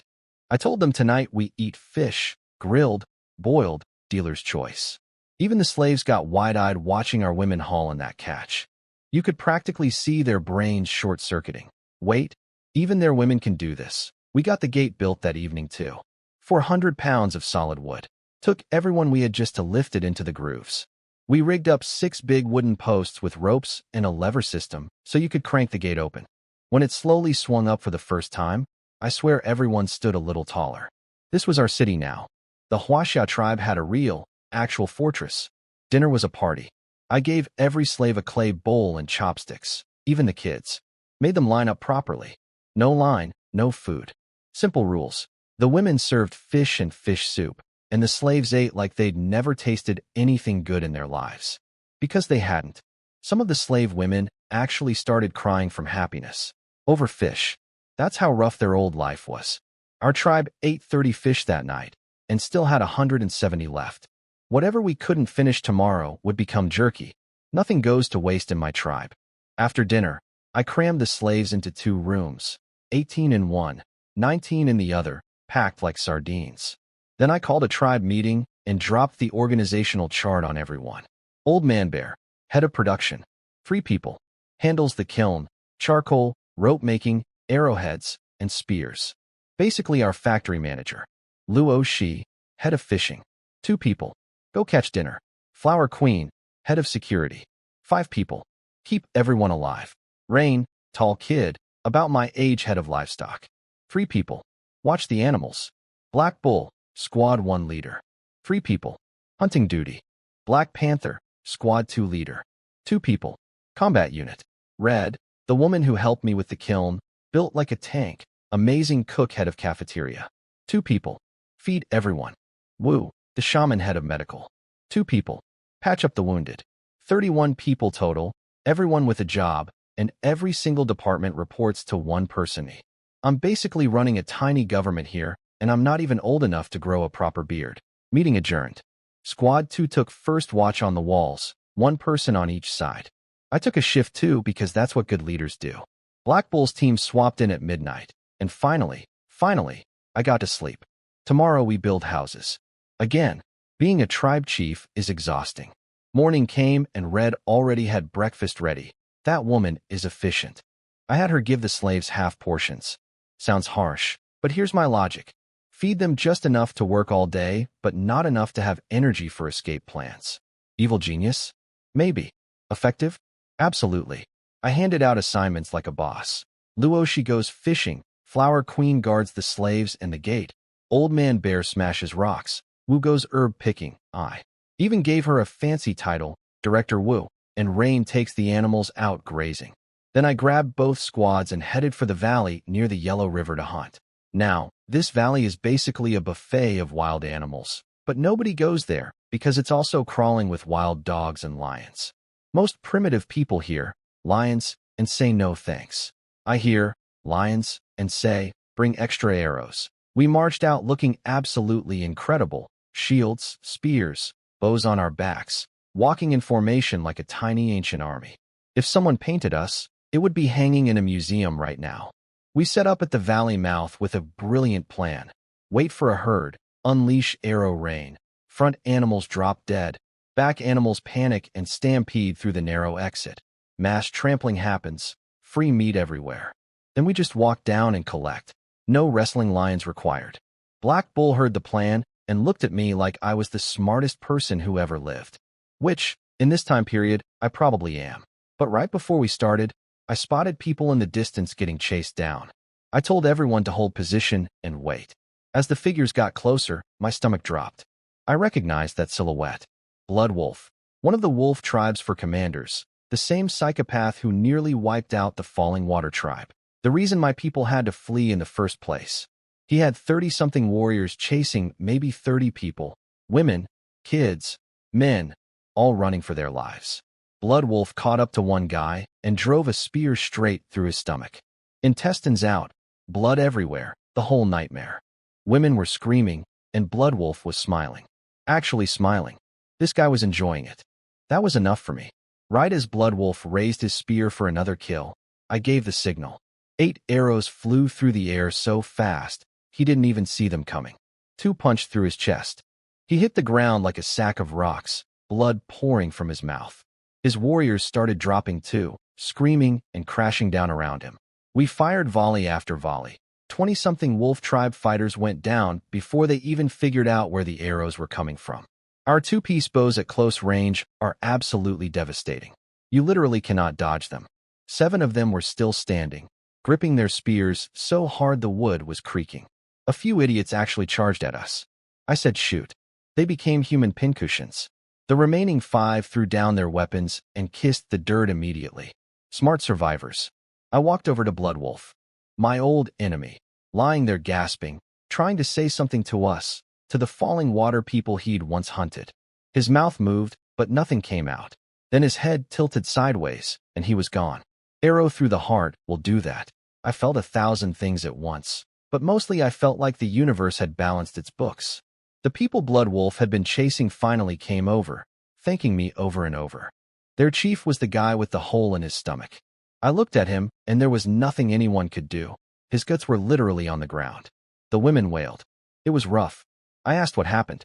A woman named Zhu explained that the wolf tribe demanded 10 women from their mountain tribe. Their chief refused, so Blood Wolf came to kill them all. They ran through the night, but couldn't shake him.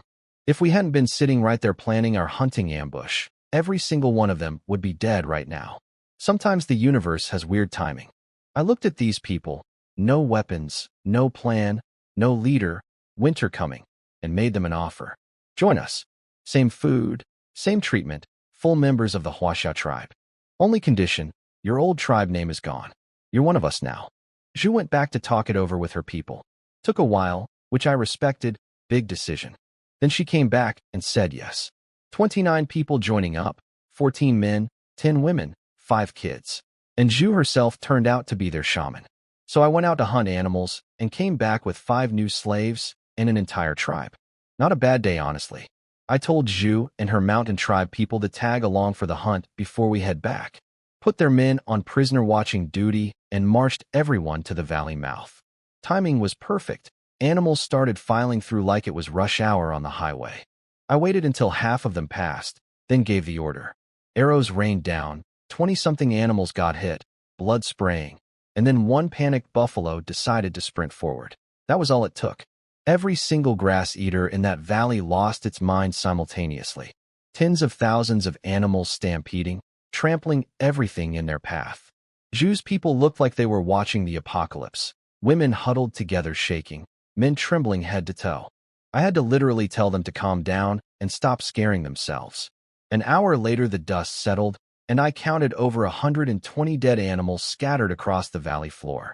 Wild boars, sheep, small buffalo, antelope. It was a prehistoric grocery store down there. Then I heard mooing and found 3 baby calves, injured but alive. Wrapped their legs up, tied their heads together, and claimed them for the ranch. My livestock collection keeps growing. Now here's where it got awkward. 120 animal carcasses, 37 people plus 5 tied-up wolf tribe slaves. The math wasn't matching. So I invented primitive sledding. Had everyone chop bamboo, bundle it together, pile the carcasses on top, and just drag. Bamboo on grass slides beautifully. Each person pulled 2 or 3 animals behind them like the world's most morbid wagon train. Tied the 5 slaves' feet together too, so if one tried to run they'd all face-plant like dominoes. 2 days of dragging later, we finally spotted home. Up on the wall, Flower Queen saw 40-plus figures approaching and immediately went full military mode. Assembled her security team, bows drawn, ready for war. Honestly, I was kind of proud. She wasn't even scared facing a group that outnumbered her. 3-meter walls, high ground, arrows. She knew they'd be dead before touching the gate. I shouted up that it was us, and she relaxed. But Zhu's people? They saw the fortress and completely froze. Jaws on the floor, legs not working, brains short-circuiting. Even the wolf tribe slaves, big tough warriors, stood there looking stupid. None of them had ever seen a building this size. I casually mentioned this was just our tribe and watched their eyes get even bigger. Gates opened, everyone poured in, and Zhu's people saw the livestock ranch full of sheep and boars. In their old life on that mountain, eating fruit and hoping for the best, they couldn't have dreamed of this in a million years. Turns out while I was gone 3 days, the slaves had built 10 more houses. 15 total now. I gathered everyone and made the official announcement. Mountain Tribe is now Huaxia Tribe. 1 people, 1 rule. Bring problems to me. Don't handle things privately, or you're out. Assigned Zhu to study medicine under Director Wu. Split the 14 new men across our 3 hunting squads, 9, 8, and 10 fighters respectively. We were becoming a real army. Luo, she reported 500 fish caught and dried in 3 days. I sent her team plus 4 new women to butcher the mountain of dead animals we just dragged home. Then came the exciting part. Went to the kiln with Old Man Bear and started smelting iron ore. Hours of burning later, I pulled out iron slag, chunite 40 pounds of it. Made a clay melting pot mixed with wood ash, shaped molds for a knife and a spearhead, fired everything in the kiln. By nighttime, that slag melted into actual liquid iron. I pulled the glowing pot out with a wet stick, poured molten metal into the molds, and just stood there watching it cool. We went from throwing rocks to pouring iron. Meanwhile, everyone stuffed themselves silly at dinner. The new tribe members ate until their bellies were round as drums. Some hadn't had a full meal in who knows how long. I could see it in their faces, every single one of them silently swearing loyalty to this tribe. And honestly, once you taste our cooking after years of eating mountain fruit, I'd swear loyalty too. The iron molds cooled down, and I tapped the metal pieces out. Knocked them together and heard that beautiful clinking sound. Real iron, baby. I almost cried.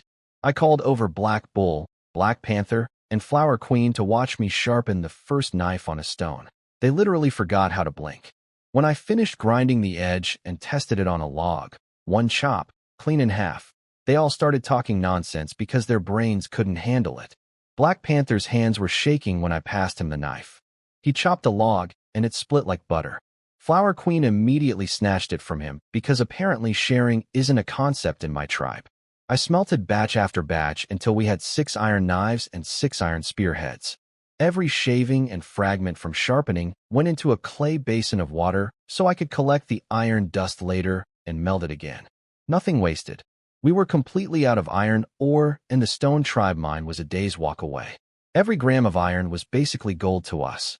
Black Bull replaced his stone spearhead with an iron one, stabbed it through solid wood, pulled it out perfectly intact, then hugged the spear like a newborn baby and refused to let go. I couldn't stop laughing at this giant man cradling a weapon like a teddy bear. I distributed everything the next morning. Each squad got a knife and 2 spears. Old Man Bear got a knife, Red got a knife for the kitchen, the most dangerous cook in prehistory, and I kept the last one for myself. That was it. No more iron until we get more ore. Then I told the slaves something that changed everything. Work hard, and you might become full tribe members with equal treatment. You could practically hear their motivation double in real time. They started working like their lives depended on it, which technically it did. Check the moat the slaves had been digging around the walls. Already 500 meters long, 4 meters wide, 2 meters deep. My design had them digging 10 meters out from the walls, circling the entire fortress. Once finished, enemies could only attack from the front gate. I spotted a stream on the mountain with clean water and planned to run bamboo pipes down to fill the whole thing. Give me 1 more month, and this place would be basically unbeatable. We now had 42 slaves total, including 5 kids I let join Rain's shepherding team instead of digging. No freeloaders in my tribe, but I'm not a monster. Kids herd animals, not dig trenches. Hunting Squad 1 came back with 23 live goats and reported 50 traps set around our territory. The rabbit situation was getting ridiculous too. 3 litters born already, 7 or 8 babies each, over 50 rabbits now. By winter I'd keep some for breeding and eat the rest. Rabbit fur makes great yarn too. I was basically running a prehistoric farm empire. Housing was sorted. 30 houses built. Squad leaders got private rooms. Regular members bunked 5 per room, separated by gender. Slaves crammed 10 per room near the walls. Built them 2 bathrooms and 2 bathing areas because I'm civilized like that. I took the biggest house right in the center because I'm the chief, and that's how it works. Then at the evening meeting, I dropped a bombshell: surnames. Every civilization needs family names, and same surname people can't marry each other. The old Falling Water tribe members would take Long as their surname. So I'm Long Yubin now. Mountain tribe people get Shan. So Zhu becomes Shan Zhu, which honestly sounds like a tropical fruit. Flower Queen asked what hers would be, and I said Long Flower Queen. She thought it sounded powerful and agreed instantly. That woman is so easy to please when you make her sound intimidating. Also announced that married couples get their own private room. Watched everyone's eyes light up.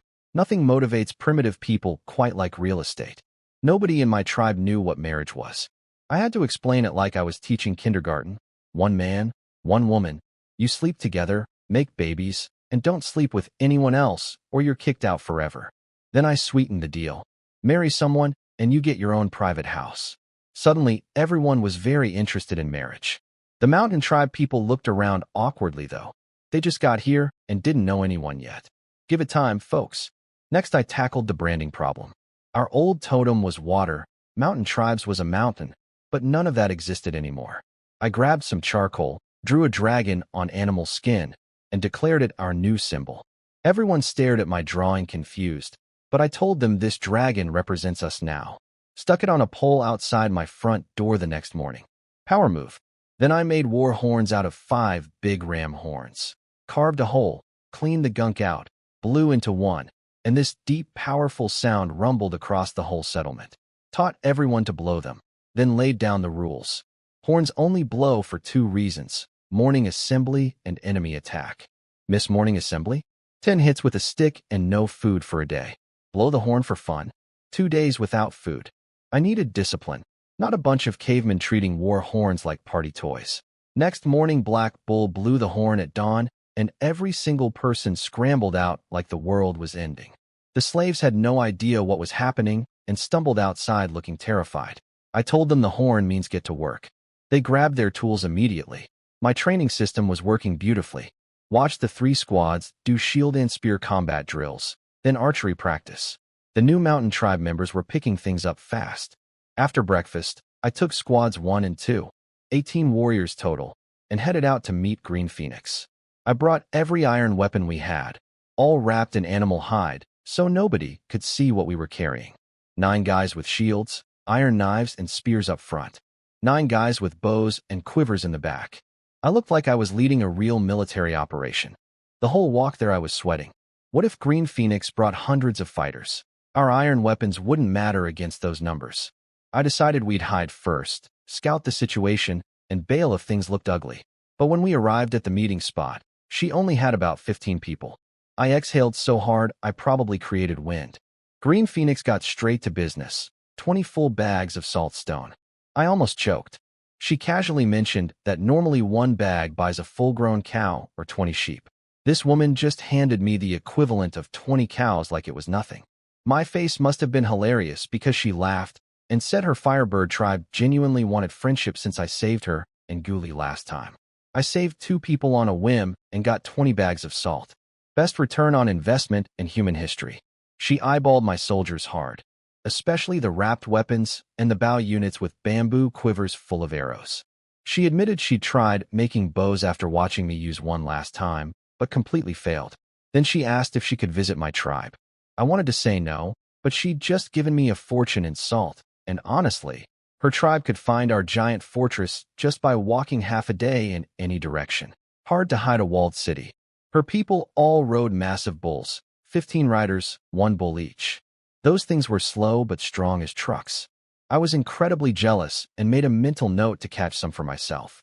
Green Phoenix got off her bull and walked beside me the whole way back, asking a million questions. How big is your tribe? How many people? I said about 80, trying to sound casual while knowing her tribe had tens of thousands. We were basically a lemonade stand next to a corporation. When we reached the fortress, Green Phoenix stopped dead. She stared at the walls, at Flower Queen's security team standing on top with bows aimed directly at her face, and her brain visibly short-circuited. She'd never seen anything like it. Her whole squad looked like they'd just discovered aliens were real. I shouted up to Flower Queen to lower the weapons because these people were friends, not targets. Though honestly, watching Green Phoenix's stunned expression was the most satisfying moment of my week. Green Phoenix wanted inside my fortress, and I said sure, but alone. Her bodyguards nearly lost their minds, but she shut them up and walked in like she owned the place. Bold woman.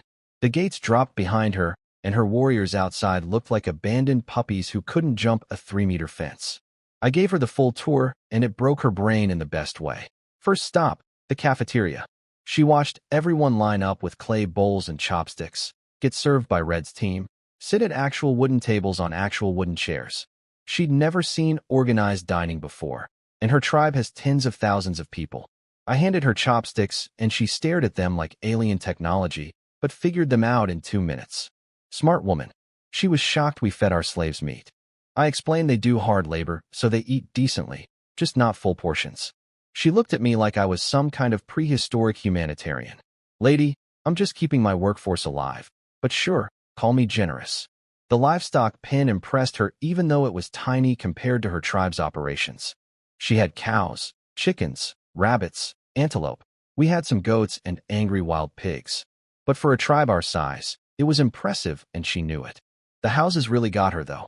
She walked into one and saw the heated brick beds, the fire stove lighting everything up, fur blankets on the sleeping platform, windows with peepholes in the door. I could tell she desperately wanted to ask how we built everything, but her pride wouldn't let her. Watching a leader of a mega tribe quietly jealous of my mud houses was honestly hilarious. Up on the walls, she saw her own warriors below building basic lean-to shelters while my guards patrolled overhead with bows. The contrast hit her hard. Her tribe survived by outnumbering enemies. Brute force, heavy casualties every time. My tiny tribe had walls that could hold off hundreds. I could practically hear her thinking, "Dad needs to see this." She spotted the moat trench and asked what it was for. I mumbled something about digging mud close to the walls for convenience. No way I was revealing my master defense plan to someone I'd met twice. She bought it. Honestly, I was being paranoid. This woman gave me 20 bags of salt yesterday, but a good chief stays cautious. Gave her a private room for the night with a woman assigned to keep her fire going. She lay there probably rethinking her entire tribe's infrastructure. Meanwhile, I slept great because that's what having walls does for you.